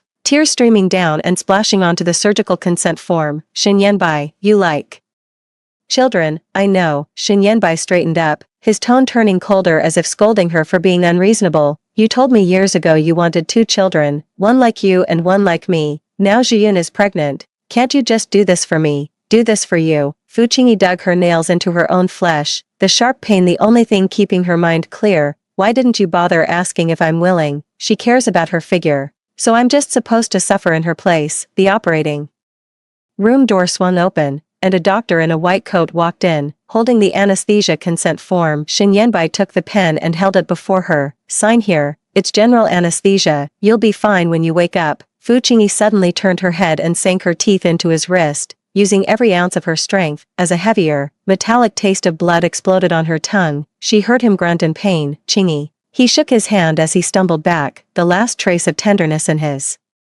eyes shattering completely. Don't make me force you. Fu Qingyi was on the verge of madness, convinced that Xin Yanbai had lost his mind too. She shouted at the man she once loved deeply. Aren't you forcing yourself on me right now? Xin Yanbai, however, turned a deaf ear, his face cold. He took the anesthetic syringe from the doctor and moved toward her. Qingyi, you'll feel better when you wake up. Stop making a fuss. His tone was flat and unfamiliar. It was as if the Xin Yanbai who once loved her had never existed. Seeing this, Fu Qingyi felt a wave of despair rise from the depths of her heart. She absolutely refused to become Xin Yanbai's breeding machine. She struggled desperately, her mind consumed by the single thought of escaping this nightmare. Just then, Xin Yanbai's phone rang abruptly. He glanced impatiently at the caller ID, and his previously stern expression instantly softened, a hint of tenderness flickering in his eyes. He quickly answered the call, his voice gentle. Zhuyun, what's wrong? Zhuyun's frail sobbing came through the line. Yanbai, my stomach hurts, it hurts so much, I want to see you, I need to see you right now. Her voice was thick with a coquettish whine, dripping with boundless grievance. Xin Yanbai instinctively glanced at Fu Qingyi, who was strapped to the operating table with tear-streaked cheeks. After a moment's hesitation, he soothed, darling, just a moment, I have something to handle here, I'll be right over as soon as I'm done. No, you come right now. Zhuyun was relentless. If you don't come, I'm in so much pain I don't know what to do. Xin Yanbai looked at the anesthetic syringe in his hand and ultimately gave in. He shot Fu Qingyi a fierce glare, as if blaming her for her lack of cooperation, then slammed the anesthetic syringe back onto the tray and hurried towards the operating room door. Just before exiting, he didn't forget to turn back and instruct the anesthesiologist, keep an eye on her for me. Wait until I get back. Fu Qingyi watched his retreating figure, feeling completely drained as tears welled up uncontrollably. The anesthesiologist stood to the side, watching the chaotic scene unfold before him, his heart filled with conflict and helplessness. He was acutely aware of the complex entanglements behind this farce and dared not act on his own authority. He could only stand there helplessly, his gaze flickering towards Fu Qingyi from time to time, yet never daring to take any further action. After a long while, Fu Qingyi came to her senses, summoning her strength despite her frail state. She used her still trembling hands to undo the leather strap restraining her wrists. With each buckle she loosened, the bruised, purplish skin beneath throbbed with fresh pain. She staggered to her feet, her legs weak and unsteady, nearly collapsing to the ground. Leaning on the operating table, she inched her way toward the door of the operating room. Stepping out of the operating room, the world outside was still brightly lit and bustling with people, yet none of it seemed to have anything to do with her anymore. Utterly devastated, she slid down the wall into a crouch, unable to suppress her low, choked sobs. After crying for a long while, she pulled out her phone with trembling hands and began searching through her contacts for that number, so familiar, yet now so strange too. After finding the number, she took a deep breath and pressed the call button. The call connected, and a low voice came from the other end. Miss Fu, what brings you to call me all of a sudden? Fu Qingyi bit her lip, trying to keep her voice steady. How about we make a deal? A deal? The other party chuckled softly. Interesting, Miss Fu, aren't you and Xin Yanbai the picture of marital bliss? And now you want to make a deal with me? Tell me, what kind of chips could you possibly offer that would interest me? Fu Qingyi tightened her grip on the phone, her voice laced with hatred. There was a brief silence on the other end of the line, followed by a meaningful laugh. Miss Fu, it seems you're truly backed into a corner this time, but you should think carefully. Are you really willing to be so ruthless to your own husband? He is not my husband. By the end, her voice was choked with emotion. Good, the other party replied readily. I'll trust you this once. However, I need time to verify the authenticity of the information you've provided. Once I've confirmed it's accurate, I'll act immediately. I hope you won't let me down, Miss Fu. I won't, Fu Qingyi said resolutely. I'll get you what you need as soon as possible. After hanging up the phone, Fu Qingyi leaned against the wall and closed her eyes. She knew she had embarked on a path of no return. Her confrontation with Xin Yanbai was only just beginning. Fu Qingyi returned home. She didn't turn on the lights, simply sitting on the sofa until Xin Yanbai came back. He still carried the scent of that peach perfume Zhuyun always wore. Seeing Fu Qingyi sitting in the dark, he paused for a moment before slipping into his usual gentle demeanor. He turned on the light. Why are you sitting in the dark? How long have you been here? Fu Qingyi looked up, her gaze calm. She didn't answer him. Shen Yanbai acted as if he didn't notice her coldness. He sat down beside her anyway and reached out to put his arm around her shoulder. When she subtly avoided his touch, he awkwardly withdrew his hand, his tone apologetic. Qingyi,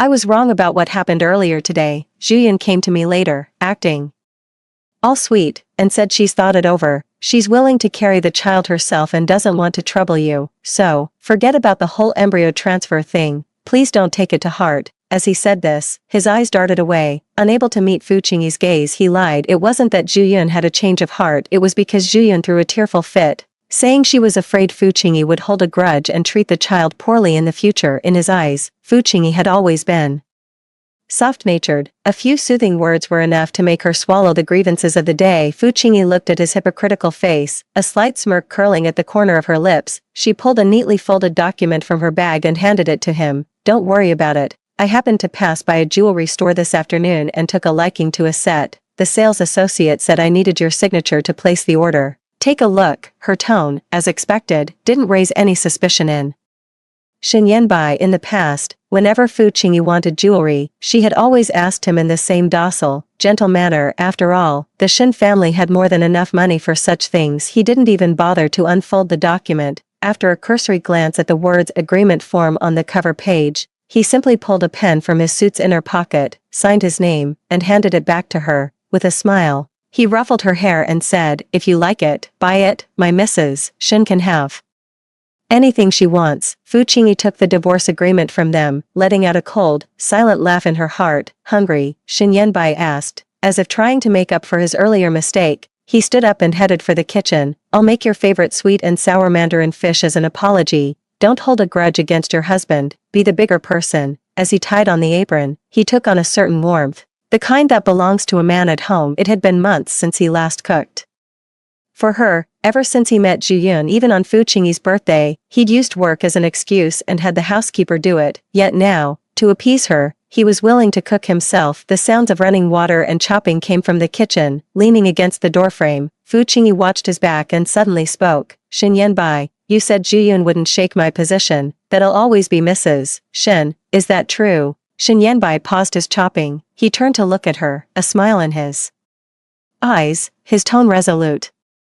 Of course it's true. You are my lawfully wedded wife. Even though the Fu family has fallen, no one can replace your place in my heart. Zhuyan is just a trifle, a little songbird. One tires of such playthings. How could she possibly compare to you? So you'd do anything for me? Fu Qingyi asked again, her voice soft. I'd do anything to make you happy. Shen Yanbai placed the fish into the sizzling oil, his tone ingratiating amidst the crackle. Actually, it's just as well the procedure didn't happen today. I thought about it afterwards and couldn't bear the thought of you suffering. Don't you always tell me how your mother had a difficult labor with your brother, and you're still haunted by it? How could I ever truly let you go through the ordeal of pregnancy? He wasn't lying completely. He genuinely feared something might happen to Fu Qingyi during a pregnancy. Even though Zhuyin was currently the one who pleased him, yet the one he loved most in his heart was always Fu Qingyi. Fu Qingyi stood in place, watching his busy figure, a slow smile curling at the corner of her mouth. The aroma of fish gradually wafted from the pot, a scent she once loved most, but now,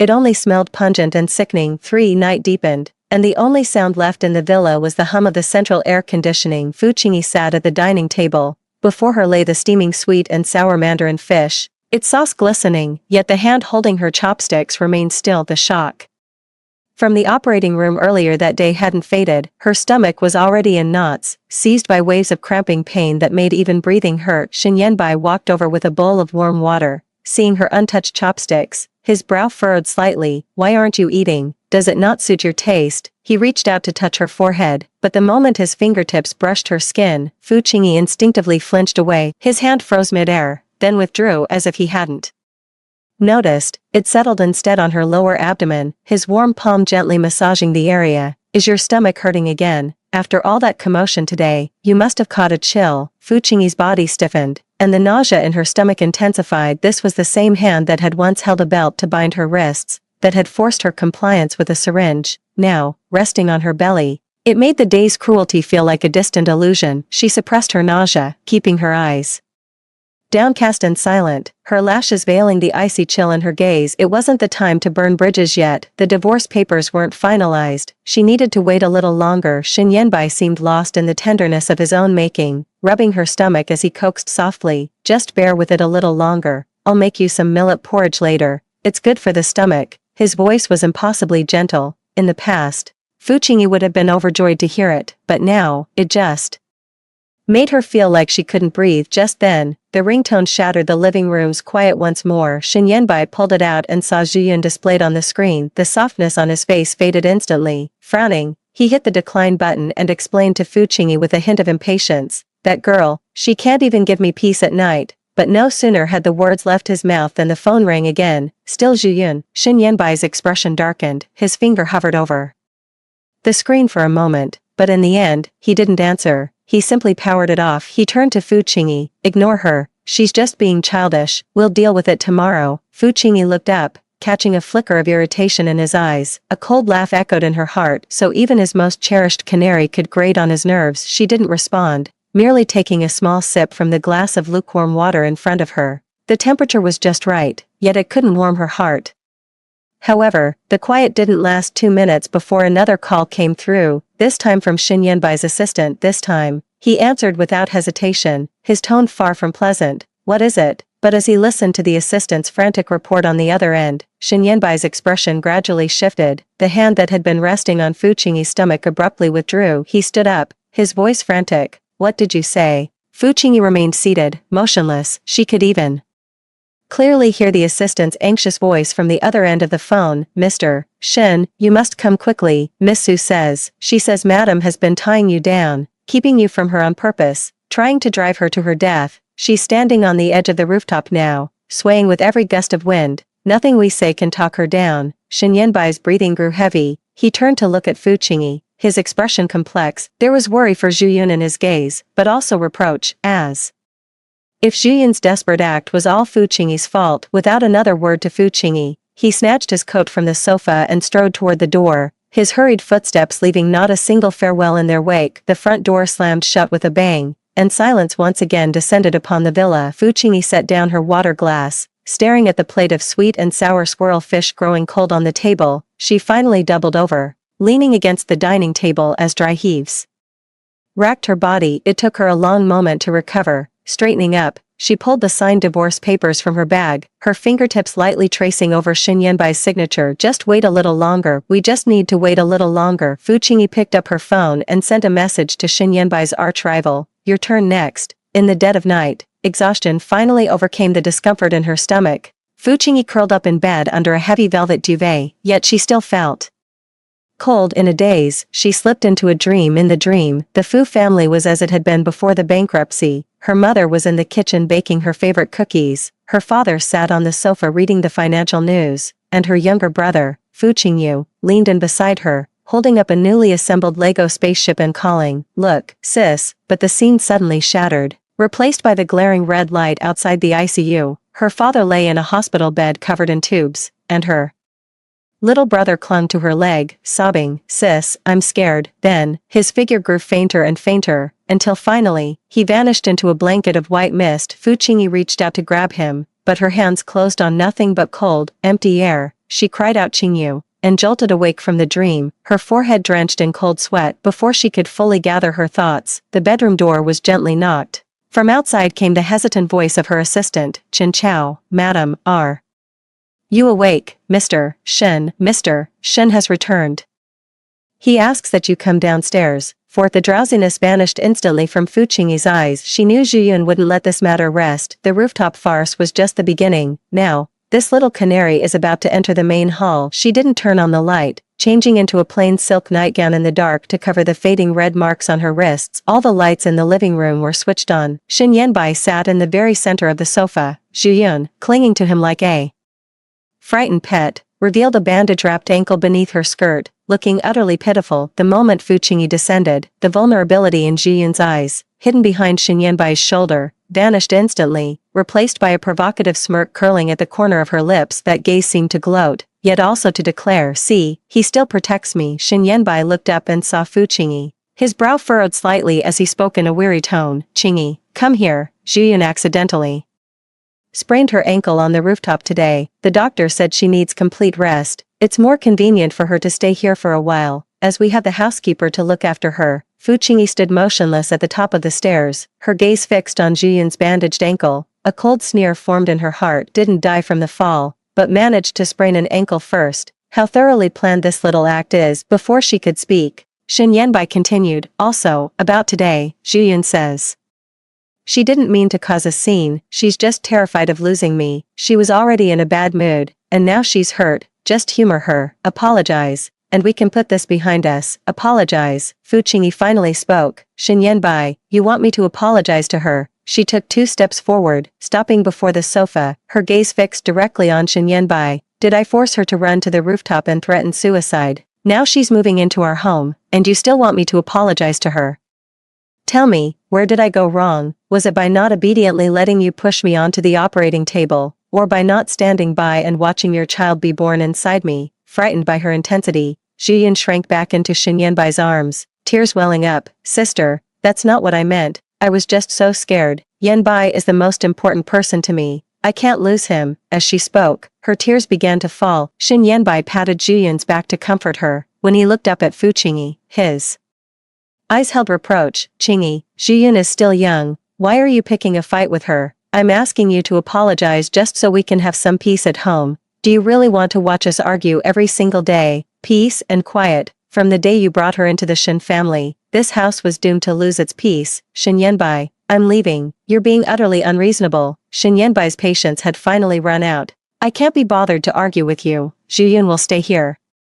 You will apologize, whether you want to or not. Don't be so willful. Don't forget, the former employees of the Fu family are all still working at the Shen group. And another thing, you are Mrs. Shen. If you move out, what will people think of our family? She looked at the man before her, feeling an overwhelming sense of unfamiliarity. How had Shen Yanbai, the man who had donated a kidney without hesitation to save her father, become this person standing before her now? She took a deep breath, suppressing the sting in her eyes, and spoke slowly. All right, I apologize. Shen Yanbai was taken aback, seemingly not expecting her to give in so easily. Zhiyun also raised her head, her eyes brimming with smug satisfaction. My apologies for not divorcing Shen Yanbai sooner to make way for you, Miss Su. Shen Yanbai's face turned ashen with rage, his hand raised as if to strike her. Fu Qingyi lifted her chin, meeting her gaze. She watched his hand freeze midair and said softly, Shen Yanbai, if you dare to let that slap fall, there will truly be nothing left between us. The air instantly froze. Assistant Chen Mo stood to the side, not daring to even breathe. A storm of rage,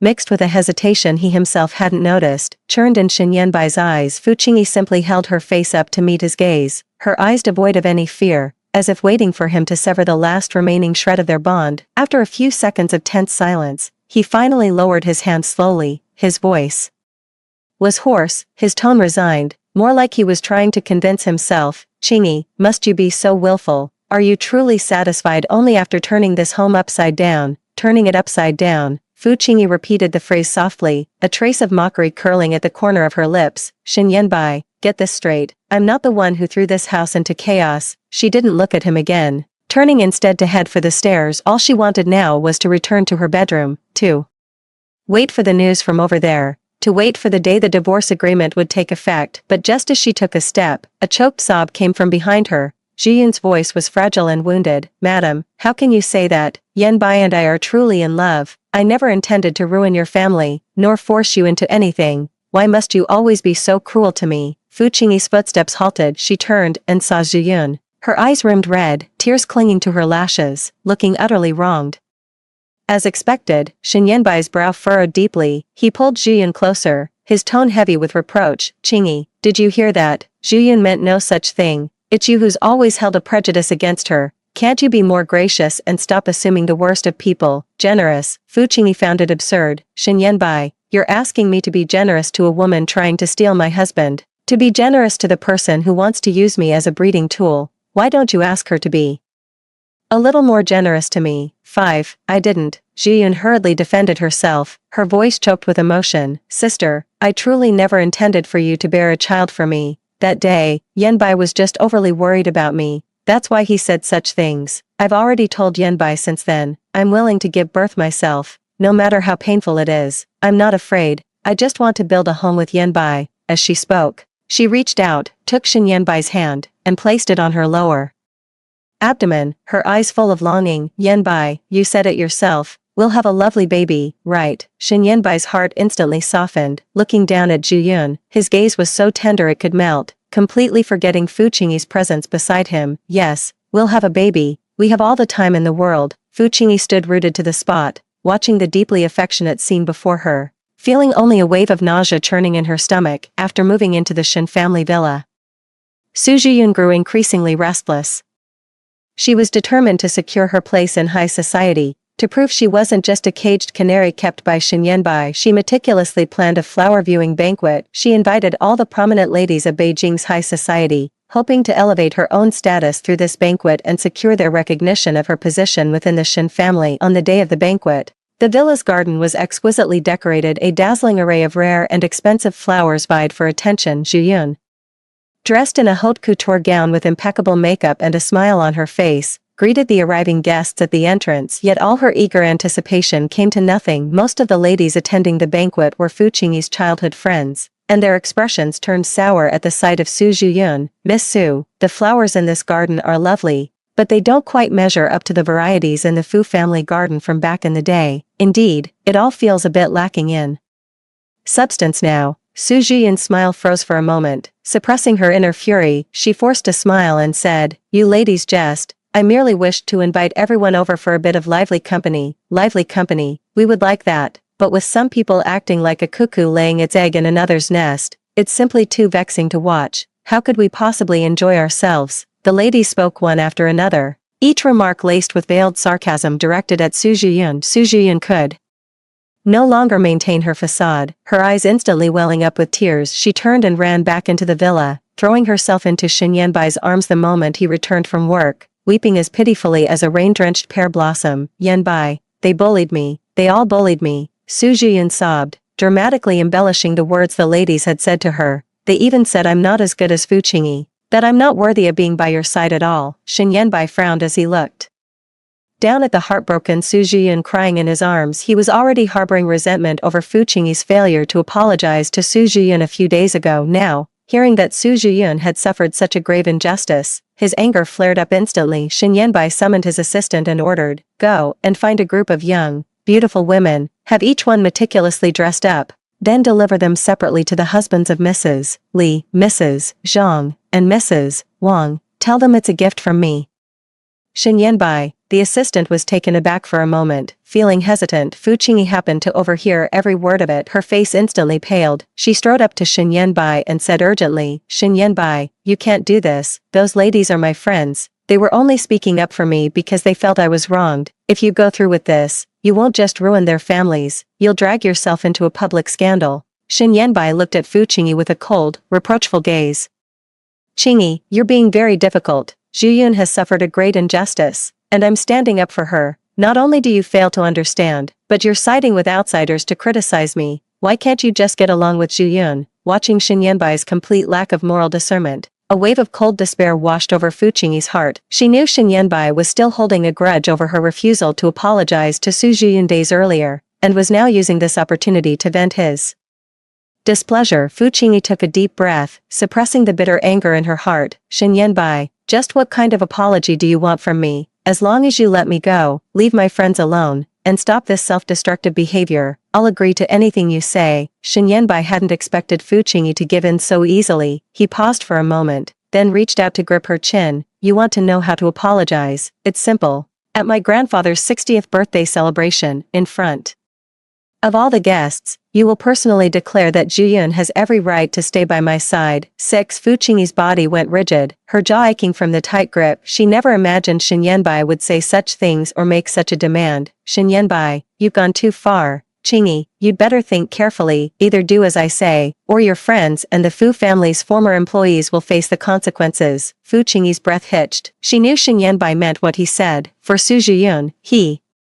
would stop at nothing to hurt everyone around her. Fu Qingyi was torn apart by an agonizing inner conflict. Just then, Fu Qingyi's phone suddenly rang. She glanced at the caller ID. It was Shin Yanbai's arch-rival, the one she had done business with before, Gu Zian. Fu Qingyi hesitated for a moment, then stepped aside and answered the call. "Miss Fu, I pretty much finished looking into the matter. A glimmer of hope lit up Fu Qingyi's eyes. She glanced at Shen Yanbai, who was gently comforting Su Zhiyun not far away, took a deep breath, and said into the phone to Gu Zian, Mr. Gu, please, make the proper arrangements for me that day. Nightfall enveloped the Shen family villa. Fu Qingyi remained alone in the second-floor storage room. This pile held countless memories of her and Shen Yanbai. From their youth all the way through their marriage, she had moved everything out to the garden and found a brazier. Her fingers brushed over the dust-covered objects, each one once a vessel for what she thought would be forever, now just relics of a past that was gone. She picked up a faded photo album. The cover was a picture of them at an amusement park when they were 18. Back then, Shen Yanbai's eyes were bright and clear, his arm around her as he smiled radiantly. On the back of the photo, written in his fountain pen, were the words, Qingyi, I want to spend every decade with you. Fu Qingyi's fingers paused over the handwriting for a few seconds before she tossed the album into the brazier without hesitation. The flames instantly licked at the paper, the smiling face in the photo quickly curling and blackening before turning to ash. Beside her was a hand-knitted scarf that was Shen Yanbai's first attempt at knitting. He'd made several clumsy mistakes, and on her birthday, he handed it over with a flushed face. Fu Qingyi had once treasured that scarf like a precious jewel, wearing it every winter, but now, looking at its crooked, uneven stitches, her eyes welled up with tears.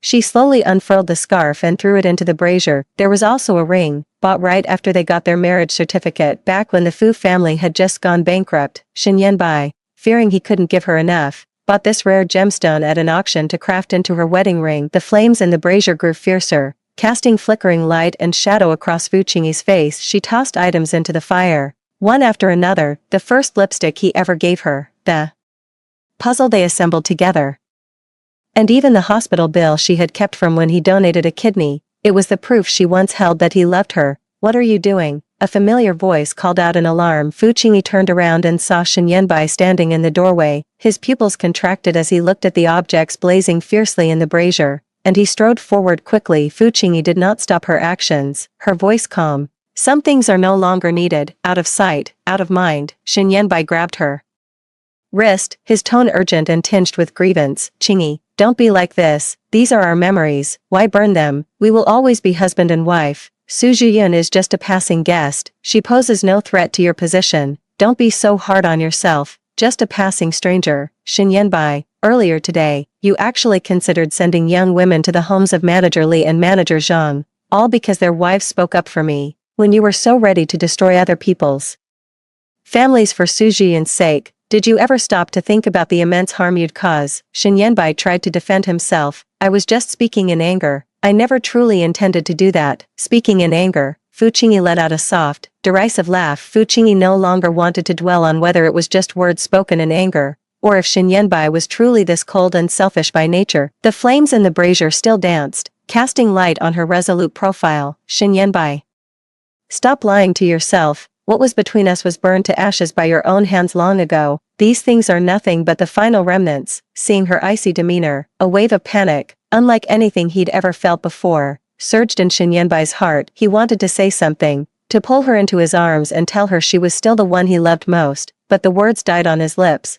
cut off by a coquettish voice drifting up from downstairs. Yanbai, where are you? My foot hurts so much. I want you to massage it for me. His brow furrowed, and his gaze towards Fu Qingyi held a flicker of hesitation, but in the end, he was defeated by that coquettish plea. Qingyi, I should go check on Zhiyun first. Her foot injury hasn't healed yet. I can't keep her waiting. He sighed and hurried away. Fu Qingyi stood in place, listening as the sound of his footsteps descending the stairs gradually faded away. With Su Zhiyun's occasional laughter drifting in, she lowered her head to look at the flames in the brazier, gradually dying out until only a pile of black ashes remained. She slowly crouched down, pinched a bit of ash between her fingertips, and let out a sigh. 7. The cruise ship's banquet hall blazed with light, casting a luxurious glow over the dark sea. Fu Qingyi sat at the vanity as the makeup artist meticulously adjusted her earrings, softly praising, Madam, you will undoubtedly be the most radiant person at the banquet later. Fu Qingyi offered a faint smile and did not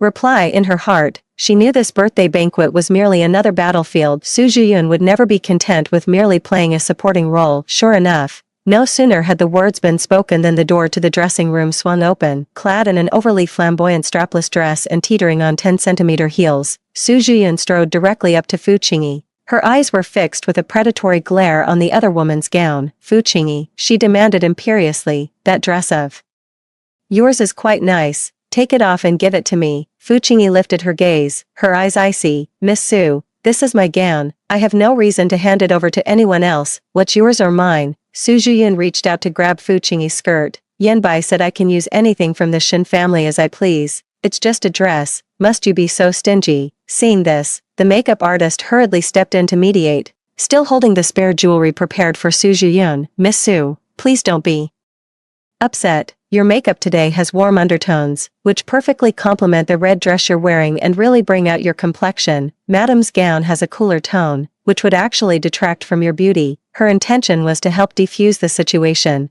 but she hadn't anticipated that Su Zhiyun would refuse the goodwill. Su Zhiyun turned and glared at the makeup artist, her eyes filled with malice. Who do you think you are? How dare you tell me what to do? Before the words had even finished, she raised her hand and slapped the makeup artist hard across the face. Stunned by the blow, the makeup artist covered her face and stumbled back 2 steps. Her eyes instantly welled up with tears, but she dared not make a sound. In the Shin household, with Shin Yanbai backing her, Su Zhiyun was someone the staff simply couldn't afford to cross. Seeing this, Fu Qingyi shot to her feet and seized Su Zhiyun's wrist before she could lower it. Before Su Zhiyun could react, Fu Qingyi swung backhanded, delivering a slap. The sharp crack echoed through the room, even louder than the previous one. Stunned by the blow, Su Zhiyun clutched her burning cheek, staring at Fu Qingyi in disbelief. Her voice rose to a shriek. Fu Qingyi, how dare you hit me? I'll have Yanbai throw you out of the Shin family and make you kneel to apologize. Kneel and apologize. Fu Qingyi released her grip, her tone dripping with scorn. Su Zhiyun, get your bearings. Do you even know where you are? Today is grandfather's 60th birthday. Every guest here is honoring the Shin family's reputation. This makeup artist is the stylist grandfather personally approved. By striking her, you've slapped grandfather's face, you've insulted the entire Shin family. She paused, her gaze sweeping over the relatives who had rushed to the doorway at the commotion. I hit you today on grandfather's behalf, to teach someone with no manners a lesson, and to uphold the Shin family's dignity. Tell me, who here dares to demand an apology from me for you? Su Zhiyun's face flushed with alternating shades of pale and livid at her words. She wanted to retort, but found she had no grounds to stand on. She felt the weight of the strange, scrutinizing looks from everyone around her. Indeed, within the Shin family, Fu Qingyi was the lawfully wedded young mistress of the house. Just then, Shin Yanbai hurried over. Seeing Su Zhiyun covering her face and crying, and Fu Qingyi standing coldly to the side, he immediately frowned, his tone reproachful. Qingyi, what are you fighting with Zhiyun about now? It's grandfather's birthday banquet, can't you just let her have her way for once? Su Zhiyun wailed as if her heart were breaking. Yanbai, look, she hit me, and she said I was disrespecting grandfather, but I wasn't, I just wanted a dress. How could she do this to me? Shin Yanbai patted her back to soothe her, then looked up at Fu Qingyi, his eyes full of disappointment. Qingyi, I know you're upset, but Zhiyun is young, how could you hit her? Apologize to her right now. Fu Qingyi let out a cold laugh and pointed at the makeup artist, who was still holding her face. Shin Yanbai, you should first ask Su Zhiyun why she got hit. She struck the person grandfather invited first. I was just teaching her a lesson on grandfather's behalf. What's wrong with that? If you want my apology, fine. First, make Su Zhiyun apologize to the makeup artist, then have her kowtow 3 times to grandfather to atone for the disgrace she brought upon the Shin family today. You're being completely unreasonable. Shin Yanbai snapped angrily. I'm being unreasonable. Fu Qingyi took out her phone and activated the recording function. I've recorded everything you just said. If you think I'm in the wrong, let's go find grandfather right now and settle this. We'll let all the guests hear how the woman you, Shin Yanbai, are protecting, made a scene at grandfather's birthday banquet, assaulted his people, and shamed the Shin family. Shin Yanbai's confidence instantly evaporated. He knew that if this really blew up in front of grandfather today, no one would come out of it unscathed. He took a deep breath, suppressing his anger, and softened his tone. All right, it's the birthday banquet today. Let's not make a scene. Zhiyun, you apologize to the makeup artist first, and we'll let this go. Su Zhiyun stared at Shin Yanbai in disbelief. Yanbai, you want me to apologize to her? I'm the one Fu Qingyi hit. Apologize. Seeing the impatience in his eyes, Su Zhiyun knew that making more of a fuss would only anger him further. She could only grit her teeth and reluctantly mutter an apology to the makeup artist. Fu Qingyi didn't press the matter further. She turned and sat back down at the vanity, saying to the makeup artist, let's continue. We mustn't delay the start of the birthday banquet. The makeup artist nodded hastily, though her hand still trembled slightly. Noticing this, Fuchingi softly said, "You've worked hard," and handed her a tissue. The makeup artist took the tissue, her eyes growing even redder. Su Zhiyun stood to the side, watching Fuchingi with a fury that made her teeth itch, yet she was utterly powerless. She knew she had lost this round today, but she would never let it end here. What Fuchingi owed her, she would one day reclaim with interest. Inside the cruise ship's banquet hall, the music for the birthday celebration flowed, and guests mingled, their glasses clinking. Old Master Shen, looking hale and hearty, sat at the head table. His gaze swept over the room full of guests before finally settling on Fuchingi, who had just entered. He immediately beckoned, his voice gentle. "Chingi, come over here to your grandpa." Fuchingi hurried forward. The moment she reached the table, Old Master Shen reached out and took her hand. "Lately, Yanbai hasn't been thinking straight. He's been acting foolishly and making you suffer." Fuchingi felt a warmth in her heart, tinged with bitterness. Just as she was about to speak, the old master continued, "But you must understand, the one he has always loved most in his heart is you. Back when the Fu family was in trouble, he didn't hesitate to donate a kidney to save your father. That kind of devotion isn't something to be taken lightly. Young people are bound to make mistakes. Be patient with him. Once he comes to his senses, he'll realize who truly has his best interests at heart." Fuchingi's hand, hanging by her side, tightened slightly. Her heart filled with confusion. Shen Yanbai had already placed Su Zhiyun on a pedestal. He was even willing to force her into being a breeding tool for Su Zhiyun and to destroy her friend's family. So why would Grandpa still say that she was the one he loved most? Seeing the hopeful look in the old man's eyes and remembering it was his 60th birthday, Fuchingi swallowed the words on the tip of her tongue. She forced a gentle smile and said, "Grandfather, I understand." Yanbai was just confused for a moment. "I'll talk to him properly. We'll be fine, don't worry." The old man nodded in satisfaction and patted the back of her hand. "That's my good granddaughter-in-law." Just then, Su Zhiyun walked over, swaying her hips, a glass of red wine in hand. She had deliberately touched up her makeup and changed into a more figure-hugging silver slip dress, hoping to salvage some dignity at the birthday banquet. Approaching the old master, she offered a saccharine smile. "Grandfather Shen, may your fortune be as boundless as the eastern sea and your longevity as enduring as the southern mountains." Yet, Old Master Shen didn't even lift an eyelid. His gaze remained fixed on Fuchingi, as if she were invisible. The looks from the surrounding guests instantly turned knowing. Some lowered their heads to whisper, while others wore mocking smiles. Everyone was well aware of Su Zhiyun's status. The old master's attitude made it abundantly clear he did not acknowledge her. Su Zhiyun's hand, holding the wine glass, froze mid-air, her face flushed and paled in turns, mortified enough to wish the floor would swallow her whole. She shot a venomous glare at Fuchingi, who stood beside the old master, basking in the crowd's attention. To her, Fuchingi's composed demeanor felt like a deliberate mockery. The birthday banquet proceeded in an orderly fashion. Guests took turns stepping forward to offer their congratulations to Old Master Shen, creating a scene of great festivity. After accompanying the old master through several rounds of guests, Fuchingi felt a tightness in her chest. Using the need for fresh air as an excuse, she made her way alone to the deck. The sea breeze, carrying the briny dampness of the ocean, swept over her, scattering the clamor and easing the tension in Fuchingi's nerves. The sound of high heels clicking on the deck came from behind. Without turning around, Fuchingi knew Su Zhiyun had followed her. "Fuchingi, are you feeling smug?" Su Zhiyun's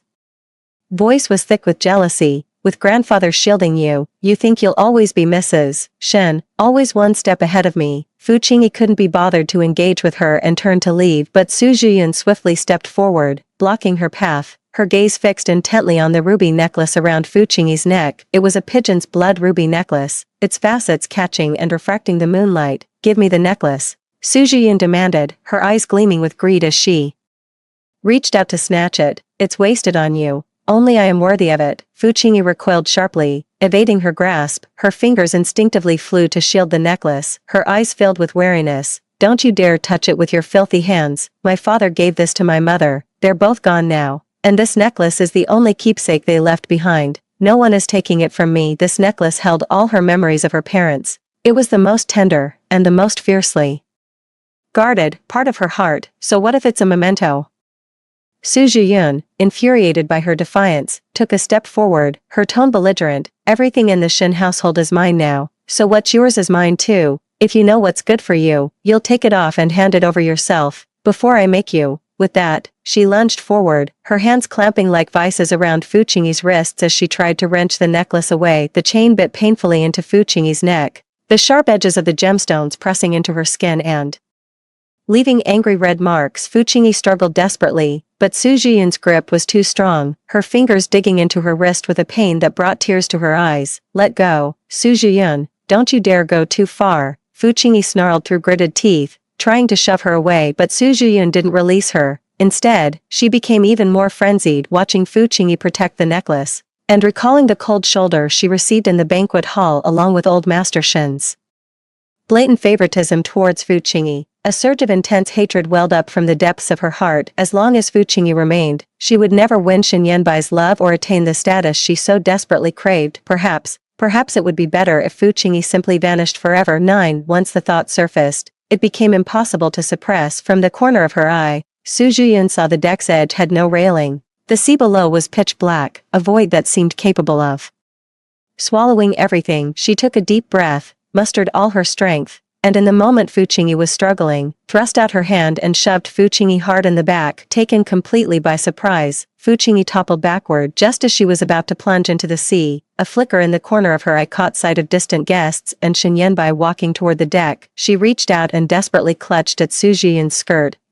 Su Zhiyun, caught off guard by the sudden grab, lost her balance and was pulled forward by Fu Qingyi's momentum. Two splashes sounded almost simultaneously as the frigid seawater swallowed them both in an instant. Fu Qingyi couldn't swim, the icy water flooded her nostrils, and a bone-chilling cold seeped into her body, threatening to steal her consciousness. Qingyi, seeing them fall, Shen Yanbai immediately shrugged off his suit jacket and plunged into the sea without hesitation, swimming urgently toward them. Amidst the chaos, Fu Qingyi saw Shen Yanbai swimming toward her, and a faint glimmer of hope stirred in her heart. Perhaps, deep down, he still cared for her. Perhaps he still remembered their shared past. But just as Shen Yanbai was about to reach her, Su Zhiyun, struggling beside them, stretched out a hand. Yanbai, don't forget what the Fu family did back then. The rest of his words were swallowed by the crashing waves, lost to Fu Qingyi. Yet, Shen Yanbai's body went rigid in an instant. His hand, which had been reaching out for Fu Qingyi, froze mid-air. He glanced back at Su Zhiyun struggling in the water, then turned to give Fu Qingyi one last, profound look. The look in his eyes was so complex, so inscrutable, that Fu Qingyi couldn't begin to decipher it. The next second, Shen Yanbai abruptly changed course, swimming fiercely towards Su Zhiyun. He pulled her into his arms, his voice urgent with reassurance. Zhiyun, don't be afraid,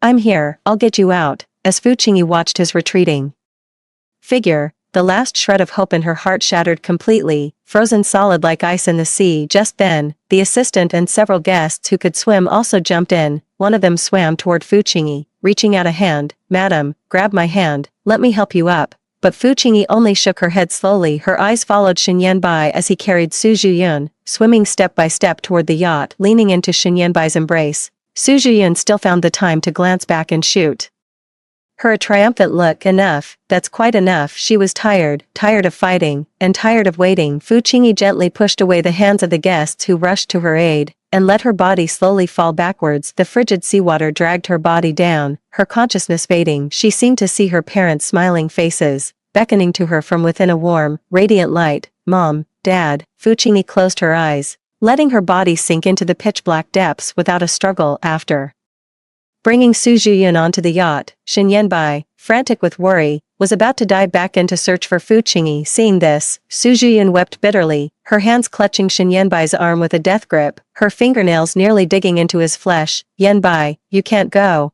Don't forget what Fu Qingyi did to me. She did this on purpose today. She wanted me dead. Shen Yanbai's steps faltered. Fu Qingyi was his beloved, yet now, he had personally driven her into such a desperate corner.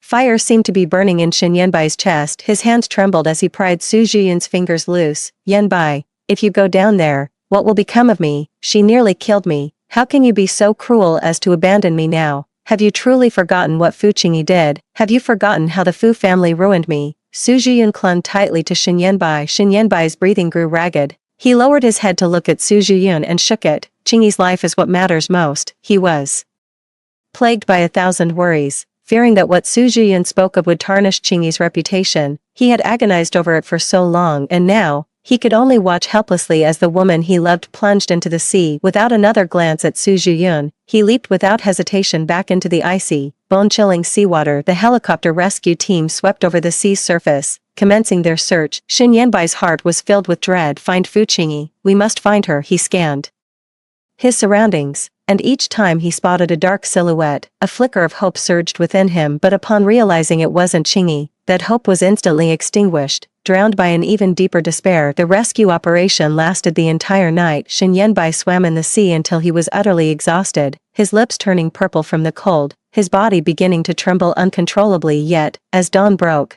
there was still no sign of her. Fu Qingyi seemed to have vanished into thin air.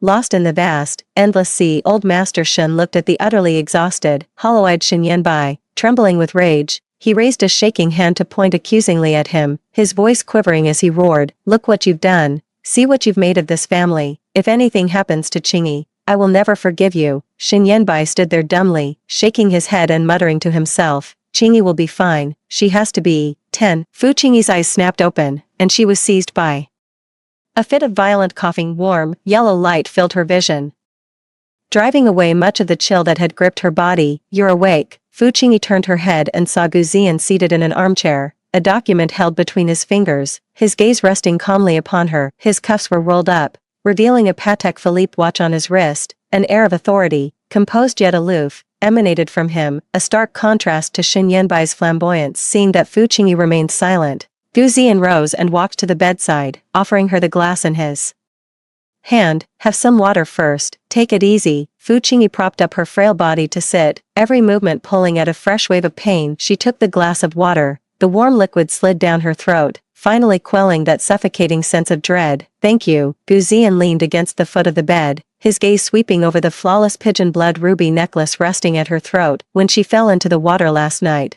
she had protected it with everything she had, as per your earlier instructions. Everything is proceeding smoothly." Fu Qingyi recalled the argument on the deck last night. It was fortunate she had made preparations in advance, otherwise, they would have been doomed in the vast, open sea. "What about Shin Yanbai?" She paused. "Any news?" Gu Ziyan raised an eyebrow, pulled out his phone, and brought up a news article to show her. The headline read, "Shin Group President Shin Yanbai plunges into sea to rescue lover. Overnight search yields no results." In the accompanying photo, Shin Yanbai, wearing a soaked shirt, stared vacantly at the sea. Gu Ziyan sneered, "Shin Yanbai probably still thinks you're lying at the bottom of the ocean." The Shin family villa is in complete chaos. Old Master Shin flew into a rage and gave him a thorough dressing down. Su Zhiyun has quieted down a bit, hiding in her room and playing the victim. "And one more thing," he changed tack, "what you asked for, I've taken care of it." Fu Qingyi looked up, her eyes lighting up. Her deal with Gu Ziyan was about more than just a divorce. She would make Shin Yanbai pay for his betrayal, ruin Su Zhiyun's reputation, and reclaim everything that rightfully belonged to the Fu family.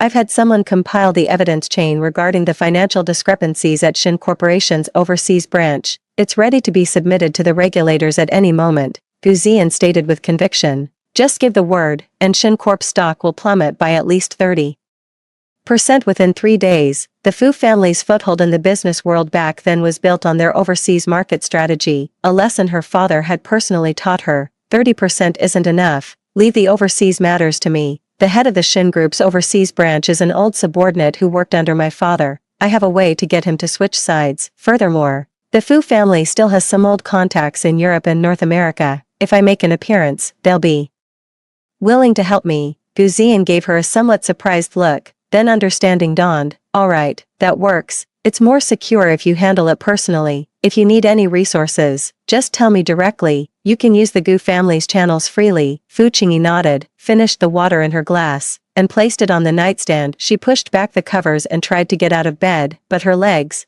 weakened from the long hours spent in the seawater, gave way beneath her, nearly sending her tumbling to the floor. Gu Ziyan steadied her, his fingertips brushing against the cool skin of her arm before he quickly withdrew his hand. "You just woke up. Your body hasn't recovered yet. Rest here properly for a couple of days. I've already had new clothes and daily necessities prepared for you. If you need anything, just call for the maid." Fu Qingyi steadied herself and looked at Gu Ziyan. "Thank you, Mr. Gu." "No need for thanks," Gu Ziyan said flatly. "We are business partners. If you win, I get what I want." I've had my eye on the Shin Group's new energy slice of the pie for a very long time. His frankness, devoid of any pretense, actually put Fu Qingyi's mind at ease. She knew Gu Ziyan was no philanthropist, their partnership was one of mutual benefit, but at the very least, when it came to dealing with Shen Yanbai, their goals were aligned. Gu Ziyan didn't linger any longer. He turned to leave, but paused at the doorway and looked back at Fu Qingyi. By the way, he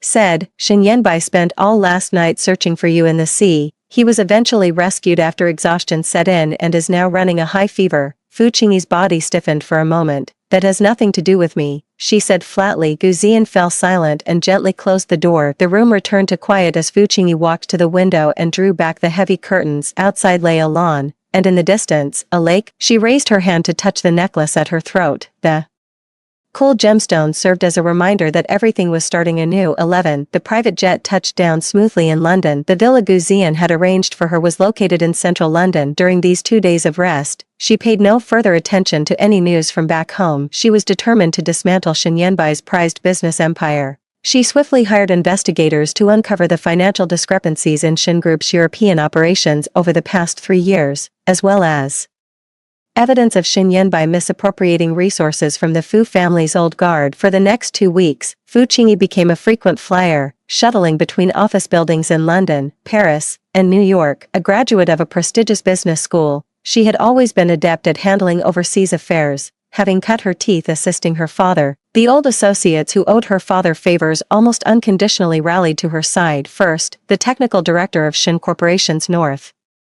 American division defected to Gu Ziyan's new energy company, taking the entire core R&D team with him. Then, he quietly poached 3 long-term major clients from the European region for his newly registered company. Every move Fu Qingyi made was precise, decisive, and ruthless. It wasn't until Shin Group's quarterly financial report showed a cliff-like decline that the domestic headquarters finally realized something was seriously wrong with their overseas operations. Meanwhile, Shen Yanbai was still consumed by the agony of being unable to find Fu Qingyi. In the study of the Shin family villa, the curtains were drawn tightly shut. Empty liquor bottles were scattered across the floor. Shen Yanbai sat at the desk, the computer screen before him displaying the reward notice he had personally drafted, a reward of 10 million for anyone who provides a credible lead on Fu Qingyi's whereabouts. The notice had been posted across major platforms for a long time, yet every tip received was fraudulent. Some even tried to claim the reward using old photos from years ago.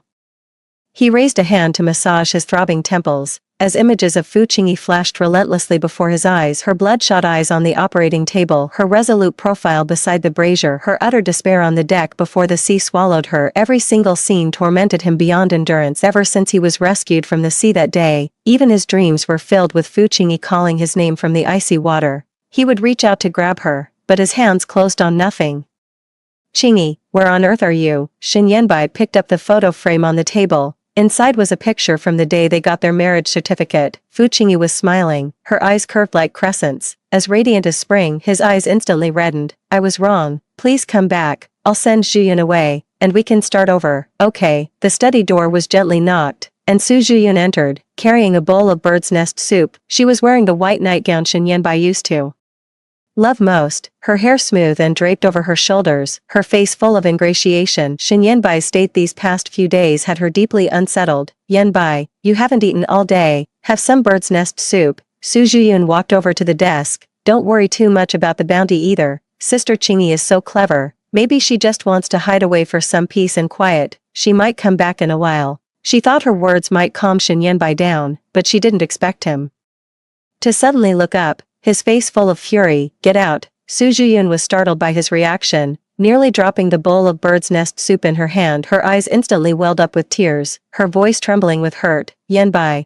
I was just worried about you, worried about me. Shen Yanbai let out a cold laugh, rising to his feet and closing in on her step by step. If you were truly worried about me, you wouldn't have pushed her on the deck. Su Zhiyun, haven't I given you enough? Why must you hurt Qingyi? His gaze was as if he wanted to devour her whole. Su Zhiyun fought back her fear, tears streaming down her face. Yanbai, it wasn't me. She was the one who grabbed me first. I didn't push her. Enough. Shen Yanbai suddenly waved his hand, knocking the bowl of bird's nest soup from Su Zhiyun's grasp. The porcelain bowl hit the floor and shattered into pieces. I don't want to see you again. Get out. Su Zhiyun's heart sank like a stone. She refused to accept it. She had clawed Her way up from the bottom with so much effort, and Shin Yenbai was her lifeline. She couldn't just give up now. If she relented, she would never get another chance to turn things around. Yenbai, have you forgotten? Have you forgotten how Fu Qingyi used to bully me? You said it yourself. You promised to make it up to me. The air in the study instantly turned frigid, leaving only the sound of Su Zhiyun's muffled sobs. His entire body trembled uncontrollably. At that time, Fu Qingyi was still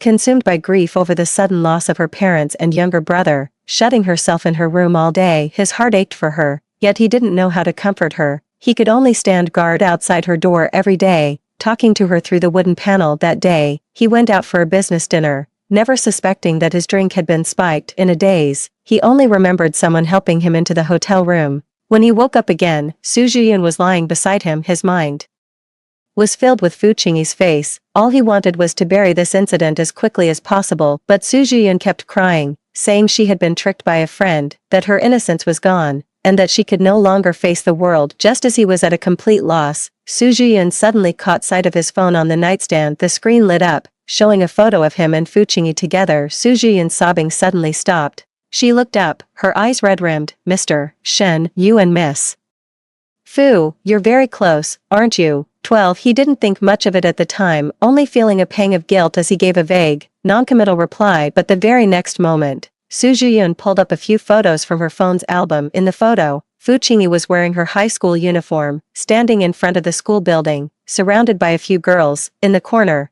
with her head bowed and her uniform collar pulled askew, was Su Zhiyun. Look, Fu Qingyi always bullied me back in school.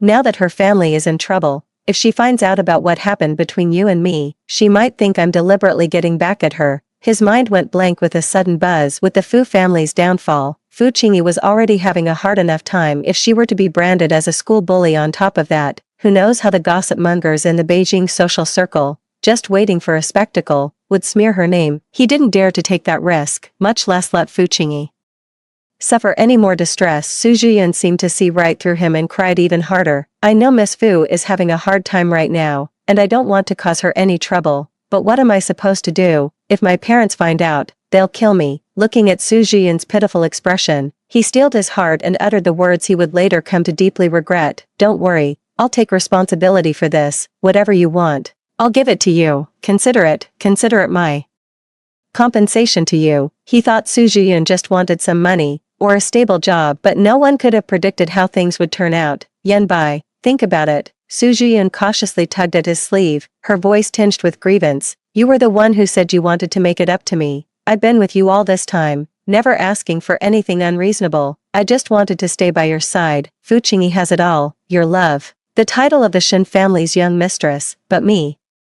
I only have you. Besides, since no one has found her body, it proves she must still be alive. Shen Yenbai tightly closed his eyes. Get out, he said, utterly drained. I need to be alone. Seeing this, Su Zhiyun swallowed her words. She knew she couldn't push too hard now, or it would backfire. She let go, gently wiped her tears, and turned to leave the study. In the study, Shen Yenbai picked up the empty bottle, wanting another drink, only to find it was already drained. He tossed the bottle aside in frustration, his gaze falling on the photo frame on the table. In the photo, Fu Qingyi was smiling so sweetly, but where was she now? Qingyi, I'm sorry, I was wrong, I was truly wrong. He remembered how she had clutched the necklace desperately before being pushed into the sea. It was a keepsake from Qingyi's mother, something she treasured deeply, yet she had nearly lost her life for it. He pulled out his phone, his fingers trembling as he opened the contacts, found Qingyi's number, and pressed the call button. From the receiver came the same cold, automated female voice. He dialed the number over and over until his phone died,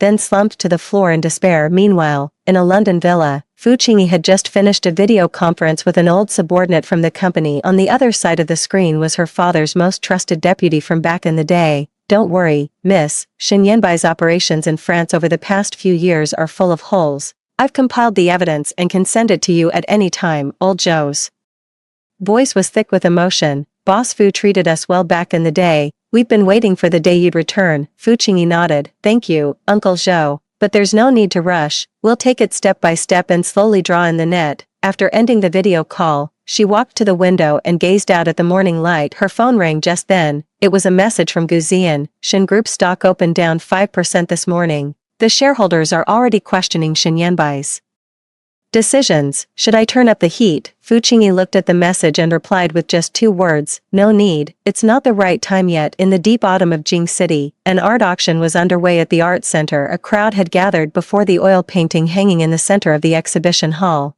It was the last unpublished work of Fu Qingyi's mother, completed during her lifetime. Xin Yanbai sat in the front row of the VIP section. Ever since Fu Qingyi fell into the sea, he had been frantically searching for anything connected to her. When he learned this painting was going up for auction, only one thought consumed him: it must be his. This was all he had left to hold on to of Fu Qingyi. Su Zhiyun, however, had no mind for the items on the auction block. Next, let's give a round of applause for the grand finale of tonight's auction. The starting bid is 5 million, with minimum increments of 500,000. As the auctioneer's voice faded, a bidder in the audience immediately raised their paddle. 5,500,000, 6 million, 7 million. The price kept soaring and soon broke through the 10 million mark. Xin Yanbai's expression remained unchanged. When the bidding reached 12 million, he slowly raised his paddle. 20 million. The entire hall fell silent instantly, with all eyes turning toward him. 20 million for a posthumous work by a non-top-tier master was far beyond the painting's intrinsic value. Anyone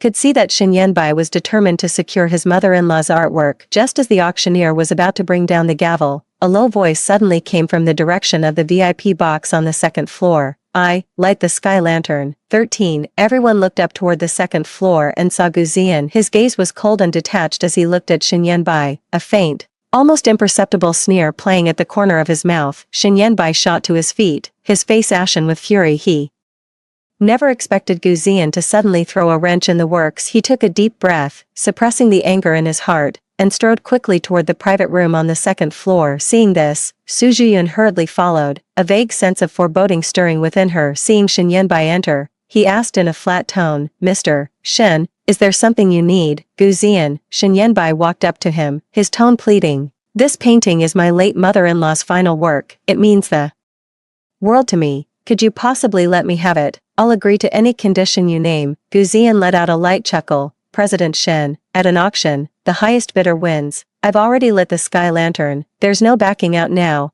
What sense would it make to just hand it over? He paused, a hint of mockery entering his gaze. What's more, this painting is just as important to me. I intend to give it to my benefactor. Benefactor? Xin Yanbai was taken aback, his brow furrowing.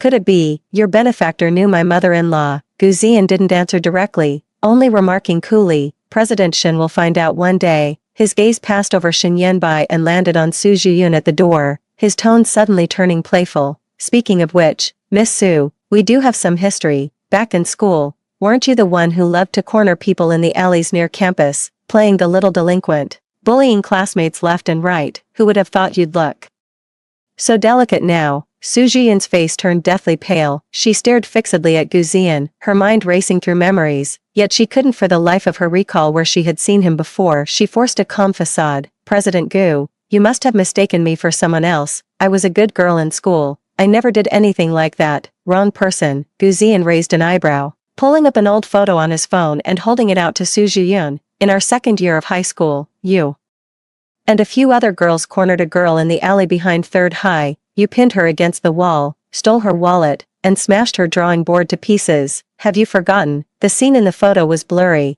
but it clearly showed several girls surrounding a frail figure. The girl at the front, wearing a school uniform, had eyes and brows identical to Su Zhiyun's now. Su Zhiyun's body began to tremble. She had indeed done such a thing, but she thought everyone had long since forgotten. Just then, the private room door was pushed open again. A girl walked in, and her face instantly darkened upon seeing Su Zhiyun. Sis, is that her? The girl is Gu Ziyan's younger sister, Gu Xingwan, who is 5 years his junior. She strode up to Su Zhiyun and demanded sharply, Su Zhiyun, do you remember me? I'm the girl from our sophomore year of high school, the one whose wallet you stole and whose drawing board you smashed. If Fu Qingyi hadn't saved me back then, I swear you would have driven me to my grave. The color drained completely from Su Zhiyun's face. It finally dawned on her. The girl she had bullied all those years ago did bear a resemblance to Gu Xingwan in the eyes and brows, but she never could have imagined that the plain, unremarkable girl was actually Gu Ziyan's sister. Xin Yanbai stood to the side, listening to their conversation, feeling as if he'd been struck by lightning. Su Zhiyun's claims of being bullied by Fu Qingyi were all lies. The real bully was Su Zhuyun herself, he remembered how he had doubted Fu Qingyi because of Su Zhuyun, and had even hurt Fu Qingyi for her sake. A wave of remorse washed over him. Gu Ziyan watched the farce unfold before him, a cold sneer curling at the corner of his mouth. Mr. Shen, now you see the true nature of the person you've been protecting all this time, don't you? Shen Yanbai stood frozen in place, his gaze shifting from Gu Ziyan to Su Zhuyun, who lay collapsed on the floor. Gu Ziyan paid him no further mind. Turning to Gu Xingwan, he said, Wan. Let's go, we shouldn't let irrelevant people taint our sight. After the two of them left, only Shen Yanbai and Su Zhuyun remained in the private room. Su Zhuyun scrambled to her feet, clutching at Shen Yanbai's trouser leg as she pleaded through her tears. Yanbai, I was wrong, I didn't mean to deceive you, I just wanted so desperately to stay by your side, please, forgive me. Shen Yanbai looked at her expression, and the last shred of pity in his heart vanished. He violently shook off her hand. His tone icy. Su Zhuyun, we're through, you will pay for the things you've done. 14 Outside the education center in the suburbs of the capital, a car slowly came to a stop behind the iron fence. Several girls in identical uniforms were bent over, sweeping the courtyard with vacant, numb expressions in their eyes. This was a reform institution specifically for those with severe behavioral deviations. Once you were sent here, you could never leave unless your guardian consented. Su Zhuyun was being dragged by two staff members, her arms pinned. She clung desperately to the car door, her face streaked with tears and snot. Yanbai, I was wrong, I know I was wrong, I shouldn't have lied to you, I'll never do it again, please don't send me in there. Her wails were piercing and mournful. Shen Yanbai lowered his gaze, looking at the disheveled woman with nothing but utter disgust in his eyes. All that remained in his heart was a towering, all-consuming rage. Wrong. Shen Yanbai slowly crouched down, his voice low and heavy. He raised his hand and grasped Su Zhuyun's wrist, the very hand that had torn Fu Qingyi's necklace. You lied to me, claiming Qingyi was bullying you. Did you ever consider you were in the wrong? When you pushed Qingyi off the deck into the sea, did you ever think you were at fault? Su Zhuyun trembled all over, stammering in her defense. I lost my head for a moment. Yanbai, I can change, I swear. Please, give me another chance. Before she could finish, a sharp, sickening crack echoed through the air, followed by Su Zhuyun's blood-curdling scream. Shen Yanbai had snapped two of her fingers. Su Zhuyun writhed on the ground in agony, her clothes soaked through with cold sweat. Shen Yanbai stood up and wiped his hands with a handkerchief. His voice was icy. This is what you owe Qingyi. Don't worry, I will come to get you out. Once I find Qingyi, I will personally deliver you to her so you can atone for your sins. Until then, you will stay here and reform yourself. Think hard about where you went wrong. With that, he turned and left. The staff immediately stepped forward, dragging the crying and struggling Su Zhuyun into the education center. Shen Yanbai's mind kept replaying Gu Ziyan's words from the auction. He was growing increasingly convinced that Fu Qingyi wasn't dead, and that the benefactor Gu Ziyan mentioned might very well be Qingyi. Just then, his assistant's call came through. Voice frantic. Mr. Shen, we have a problem. There's an issue with our European energy subsidiary. A newly registered company is launching a hostile takeover of our shares. They've already secured 15% and are continuing to buy more. Shen Yanbai's eyes snapped open. Have you identified who's behind this? Who's pulling the strings? We can't find any concrete information for now. Their funding sources are very well concealed, and the registration details are anonymous. However, the assistant paused, his tone hesitant. Their Manda strategy, it strongly resembles the approach from that European energy sector acquisition case you mentioned to us before, the one Ms. Fu worked on during her university years. It's the same playbook, starting with the supply chain and then gradually penetrating the core business. Fu Qingyi. Shen Yanbai's heart gave a sudden, hard thump. That was the case Qingyi had excitedly shared with him during her junior year, holding up the proposal. She said the approach was risky, but it could minimize the acquisition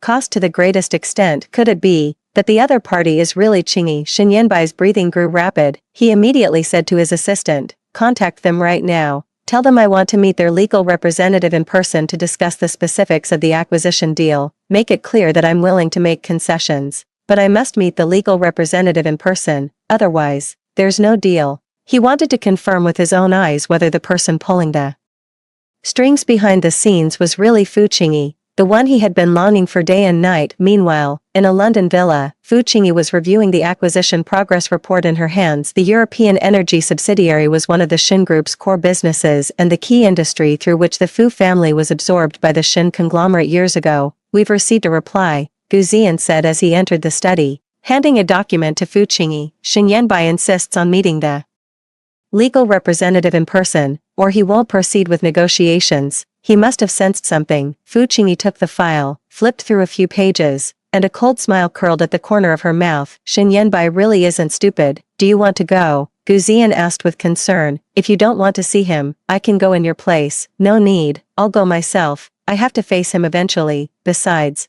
the Shen Yanbai of today poses no threat to me whatsoever. She would stand before Shen Yanbai herself. She would make him watch as he paid the price for his betrayal. Gu Ziyan nodded. All right, I'll go with you to ensure your safety. Fu Qingyi nodded, placing the documents on the table. Thank you. Also, tell Uncle Zhou to have all the evidence ready. If Shen Yanbai doesn't cooperate during the negotiation, we'll directly expose his evidence of embezzling the Fu family's resources and falsifying accounts, leaving him with no way out. No problem. On the day of the negotiation, the atmosphere in the conference room was tense. Shen Yanbai sat at the head of the table, his eyes filled with a mixture of anticipation and unease. He kept glancing towards the door, hoping to catch a glimpse of the figure who had been haunting his thoughts. 15. The conference room door swung open, and Gu Ziyan strode in first, dressed in a black suit. His presence instantly dominated the room. Shen Yanbai's gaze swept past him and landed on the woman behind him. His entire body froze.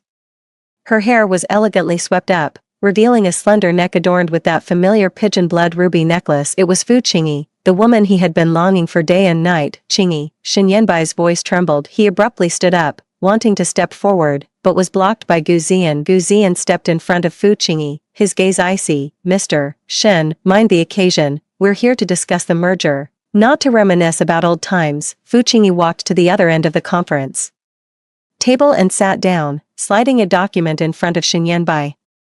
Her tone flat. Mr. Shen, this is our merger proposal. You can take a look. If you have no objections, we can proceed to sign. If you do, we can continue to discuss. Slowly, however, I must remind you, our time is limited. Furthermore, we have some sensitive information regarding the Shen Group. It would be in your best interest to cooperate if you don't want it made public. Shen Yanbai looked at Fu Qingyi, his heart surging with wild joy. He had finally found her, and she was alive. Yet the look she gave him was so icy, as if they had never loved at all. He picked up the document on the desk, but couldn't focus on a single word. His voice was pleading. Qingyi, you're really alive. Thank God, you've finally come back. I'm sorry, I was wrong before. I shouldn't have believed Su Zhuyun. I shouldn't have hurt you. Let's start over, please. Mr. Shen, Fu Qingyi said sternly, we are here today to discuss the merger, not to listen to your confession. If you're not interested in talking, we can leave immediately and release all the evidence, bankrupting the Shen Group for good. The choice is yours. Shen Yanbai took a deep breath, suppressing the turmoil in his heart. He picked up the document on the table, signed his name directly, and handed it to Fu Qingyi's assistant. Qingyi, I'll do anything you ask, just come back. Fu Qingyi gathered the documents and stood up to leave. The terms on the negotiating table were settled. This was the most basic price Shen Yanbai could pay for his mistake. Gu Ziyan followed closely behind, naturally taking the folder from Fu Qingyi's hand. His fingers brushed against the back of her hand by accident, and he quickly withdrew them. As soon as they stepped into the lobby, they saw Gu Xingwan leaning against a black sedan, waving at them. Over here. Fu Qingyi paused her steps, watching Gu Xingwan run over, a rare, gentle smile gracing her lips. Lately, Gu Xingwan had been sticking to her like a little sunbeam. How did the negotiations go? Gu Xingwan sidled up to Fu Qingyi and asked curiously. Shen Yanbai hurried out after her, his eyes filled with urgency. I'm fine, Fu Qingyi replied. Just as she was about to get into the car, her wrist was suddenly grabbed. It was Shen Yanbai. He pleaded, Qingyi, don't go. Let's talk again, please. I know I was wrong. I truly know I was wrong. Give me one more chance. I promise I'll change. Let go.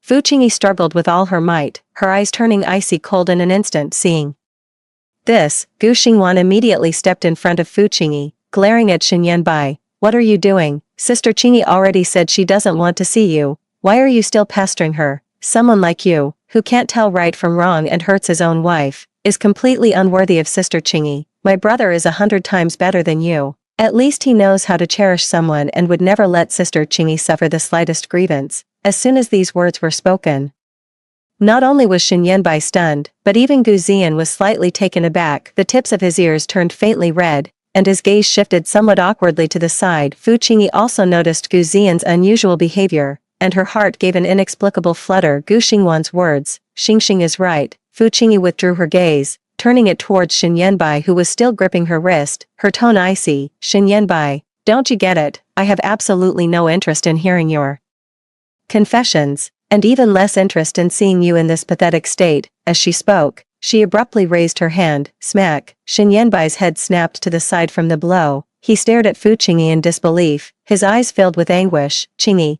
the day you let Su Zhiyun move into our home was the day I decided to leave you, the moment you tried to put me on that operating table as a breeding tool for her sake. It was over between us. No, it's not what you think, Qingyi, I was drugged. Xin Yanbai hurriedly defended himself. I went to a business dinner that day, and someone spiked my drink. When I woke up, Su Zhiyun was lying next to me. I didn't mean to cheat on you. I just mistakenly believed her story. I thought she had really been bullied by you. Another sharp slap landed, even harder than the last. A trickle of blood instantly seeped from the corner of Xin Yanbai's mouth. Fu Qingyi looked at him with a mocking gaze. You'd rather believe a woman you barely know?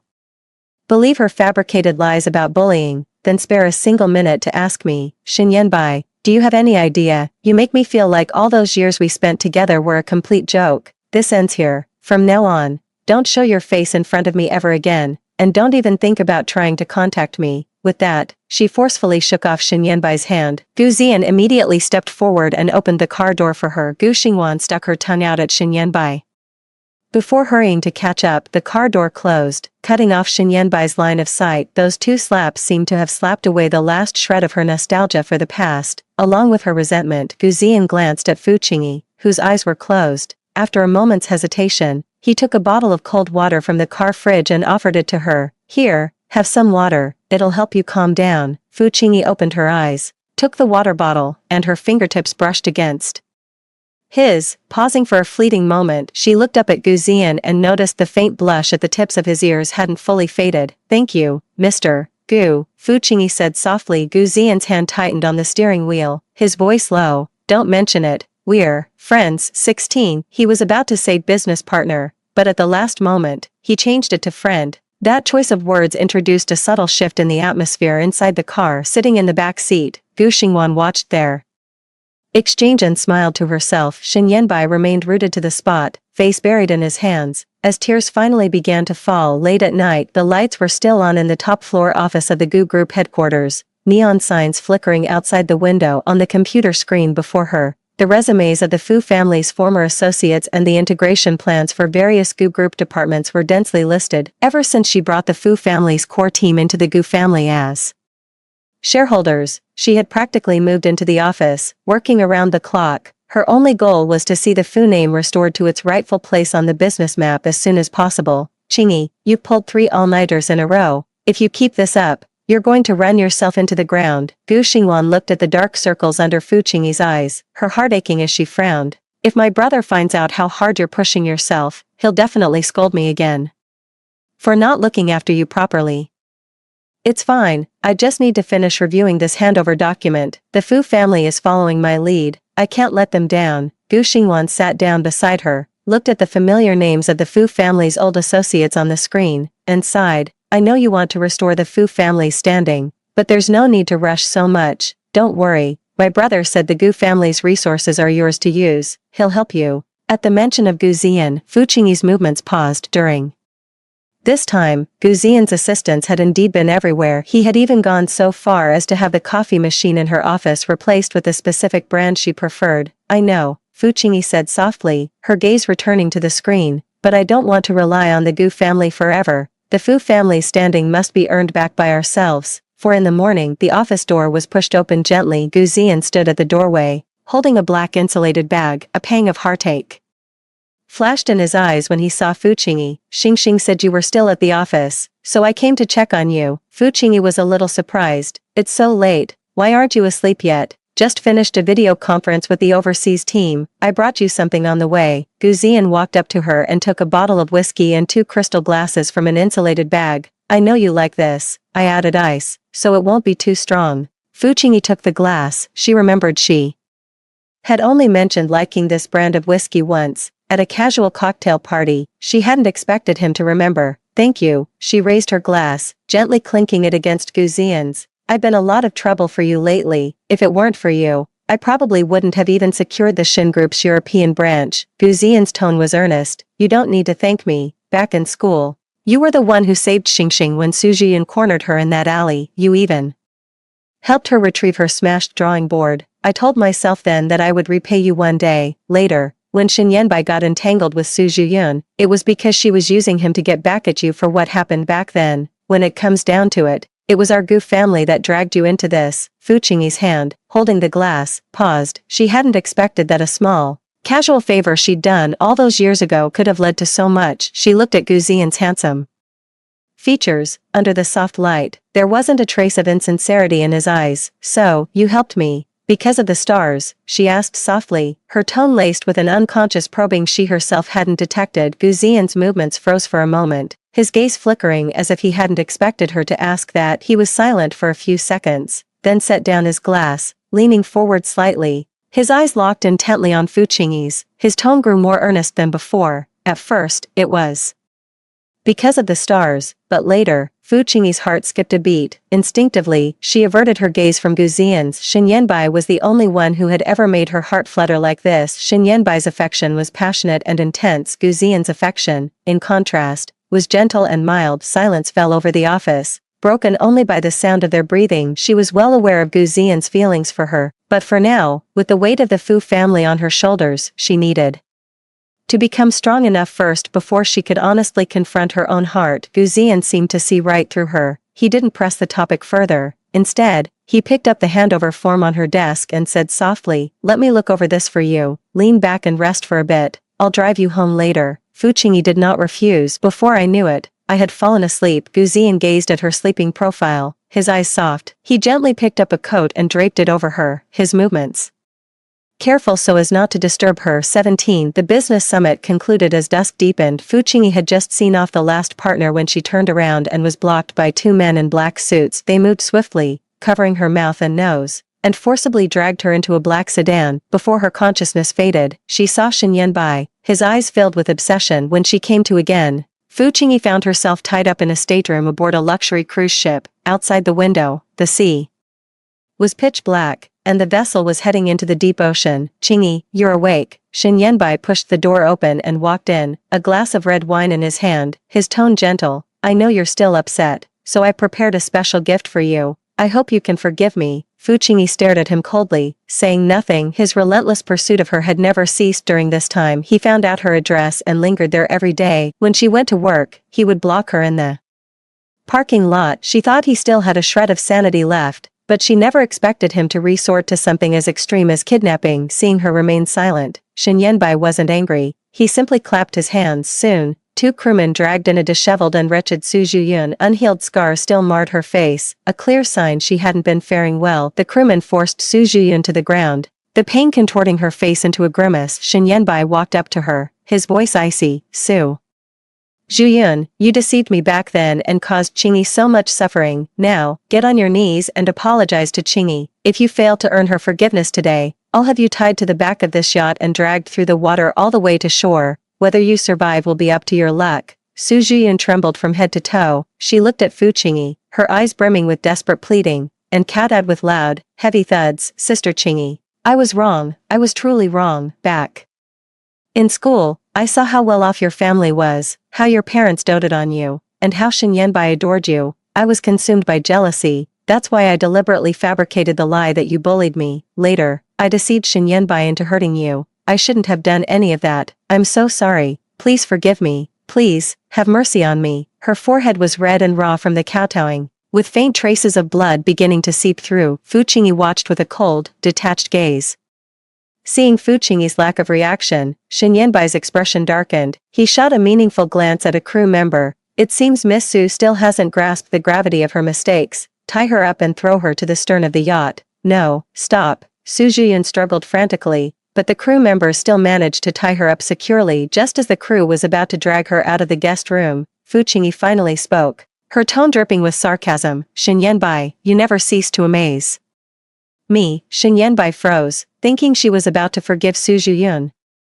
A flicker of hope instantly ignited in his eyes. Qingyi, are you willing to forgive me? Forgive you? Fu Qingyi sneered. Shin Yanbai, you're not doing this for me, you're doing it to ease your own conscience, she continued, her voice trembling. Back then, for Su Zhiyun's sake, you forced me onto the operating table. For her, you threatened to harm the old guards of the Fu family. For her, you watched me get pushed into the sea and chose to save her first, and now, you're treating Su Zhiyun with this same cruelty. Every single day, I regret ever falling for someone like you. I once thought you were the light of my life. Now I see you for what you truly are, the one who dragged me into an even deeper abyss. Shin Yanbai, whatever was between us ended long ago. Everything you're doing now only fills me with disgust. No, Qingyi, please, let me explain. Shin Yanbai tried to step forward, but Fu Qingyi stopped him sharply. Don't come any closer, Shin Yanbai, if you have even a shred of conscience left, you'll let me go right now. Otherwise, Gu Ziyan will find this place soon. He knows I came for the summit. If he discovers I'm missing, he'll mobilize every resource to find me. By then, you won't be able to save yourself, and you'll drag the entire Shin group down with you. At that very moment, the yacht's intercom crackled to life. A panicked crew member's voice came through. Mr. Shen, it's bad. Our ship is surrounded by several speedboats. They say they're from the Gu group and are demanding Ms. Fu's immediate release. Shin Yanbai's face paled instantly. He looked at Fu Qingyi, then out the window at the speedboats closing in, a wave of utter despair washing over him. Fu Qingyi breathed a sigh of relief. She knew Gu Ziyan would find her. Soon after, Gu Ziyan burst in with a group of bodyguards. His gaze turned icy the moment he saw Fu Qingyi tied to the chair. He rushed forward to untie the ropes from her wrists, his voice filled with concern.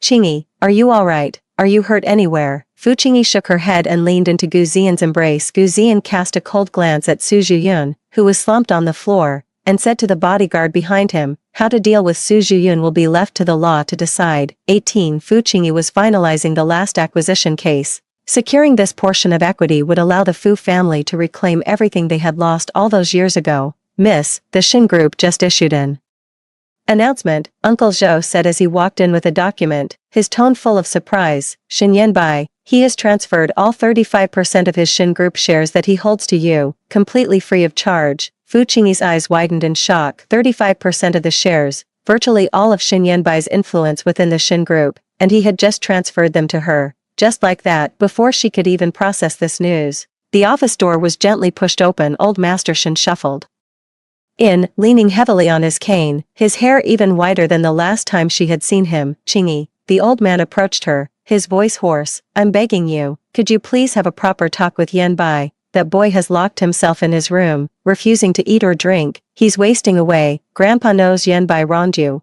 but he realizes his mistake now. Could you just give him one more chance, please? Fu Qingyi looked at the old man's aged appearance, a tumult of emotions swirling in her heart. Back when the Fu family went bankrupt and her father was lying in the ICU, it was the old man who secretly slipped her a sum of money so she could pay for her father's medical bills first. Later, when she married Shin Yanbai, the old man never treated her poorly. She has always been grateful. Grandfather, Fu Qingyi stood up, helping the old man settle onto the sofa, her tone calm. I will not touch the headquarters of the Shin Group. This is my promise to you, and my thanks for the help you gave the Fu family all those years ago. The old man's eyes instantly lit up, but just as he was about to speak, Fu Qingyi cut him off. However, regarding the matter of Shin Yanbai threatening to harm the old retainers of the Fu family for Su Zhiyun's sake, I must seek justice. Those people fought alongside my father their entire lives. They saw the Fu family as their own home. They should never have been subjected to such threats and harm because of Shin Yanbai's selfishness. The old man sighed, tears streaming down his aged face. Yes, Yanbai wronged your Fu family. He wronged those old employees. I know, grandfather knows. You've been carrying this grievance in your heart, but you and Yanbai are husband and wife. After all, watching the old man's tears, Fu Qingyi felt a pang of heartache, yet she shook her head. Grandpa, things between Shin Yanbai and me, they've been over for a long time. What he's doing now is far too late. The old man said nothing more and turned to leave. As she watched his lonely figure retreat, a wave of complex emotions washed over Fu Qingyi's heart, but it was quickly replaced by resolve. She couldn't let a moment of soft-heartedness make her forget the grievances of the Fu family's old retainers. Meanwhile, downstairs from the office building, a steady stream of people came and went. Shin Yanbai knelt on the ground, slapping his own face over and over again. Standing before him was Fu Qingyi's former makeup artist, Shin Yanbai's cheeks quickly swelled and reddened, yet he continued to slap himself relentlessly. He counted silently in his heart. 1, 2, 3, 999. He intended to deliver a full 999 slaps, to atone for the wrongs Su Zhiyun had committed back then and to make amends for his own past indulgence. After the final slap landed, Shin Yanbai could no longer hold on and collapsed to the ground. It wasn't until the makeup artist pleaded through tears for him to stop. He then had himself tied to the stern of the yacht and dragged through the sea. Only when he was completely exhausted and sank into the water, his consciousness fading, was he finally rescued by the crew. When Shin Yanbai arrived at the hospital, his lung infection was so severe that he was immediately admitted to the ICU. The doctor said his lungs were critically damaged, and any further delay could have been life-threatening. Yet, the moment he was discharged from the ICU, he ignored the doctor's protests and, dragging his weakened body, knelt outside Fu Qingyi's apartment building. Those days happened to be cold, with rain falling steadily. Shin Yanbai knelt in the cold rain, his fever unbroken, his face deathly pale. Every day, he stood below her window, calling out Fu Qingyi's name with a hoarse voice, pleading, "Qingyi, I know I was wrong. Please, just forgive me this once. I'll spend my whole life making it up to you. I'll do anything." Fu Qingyi stood by the window, watching Shin Yanbai kneeling in the rain below. She knew he was atoning, knew he was suffering now, but that suffering was nothing compared to the pain he had inflicted on her all those years ago. Gu Ziyan gently took her hand. "Don't look anymore." Fu Qingyi's birthday celebration was held at an open-air estate, the evening breeze carrying the sweet scent of cake. Gu Xingwan approached, holding the cake. "Qingyi, make a wish." Fu Qingyi smiled and closed her eyes. She recalled the whiskey in the late-night London office, his frantic urgency when he burst through the door during the cruise ship crisis, and the seamless of countless times they had worked side by side. The last trace of hesitation in her heart vanished without a trace the moment the candle flames went out. Applause echoed through the estate. Gu Xingwan immediately leaned in and pressed, "Qingyi, what did you wish for? Tell me, tell me." Fu Qingyi turned to look at Gu Ziyan beside her. He was gazing at her tenderly, the smile in his eyes like starlight. She took a deep breath. "My wish is that the confession I'm about to make doesn't fail." As her words fell, the manor instantly fell silent. Gu Xingwan covered her mouth, her eyes wide as saucers. The friends all held their breath, their gazes shifting between the two. Gu Ziyan was utterly stunned, looking into Fu Qingyi's smiling eyes. His heart pounded wildly. 19. He had waited for these words for far too long, so long that he had almost resigned himself to forever standing in the friend zone, silently watching over her. "Gu Ziyan, for this period of time, would you be with me?" "I will," Gu Ziyan answered almost instantly. He stepped forward, reached out, and pulled Fu Qingyi tightly into his embrace, his arms holding her close. "Qingyi, I've waited far too long to hear you say that. I've loved you ever since the day you saved Xingxing." Cheers erupted across the manor grounds. Gu Xingwan jumped up and down, shouting, "I knew it. I just knew my brother and sister Qingyi would end up together."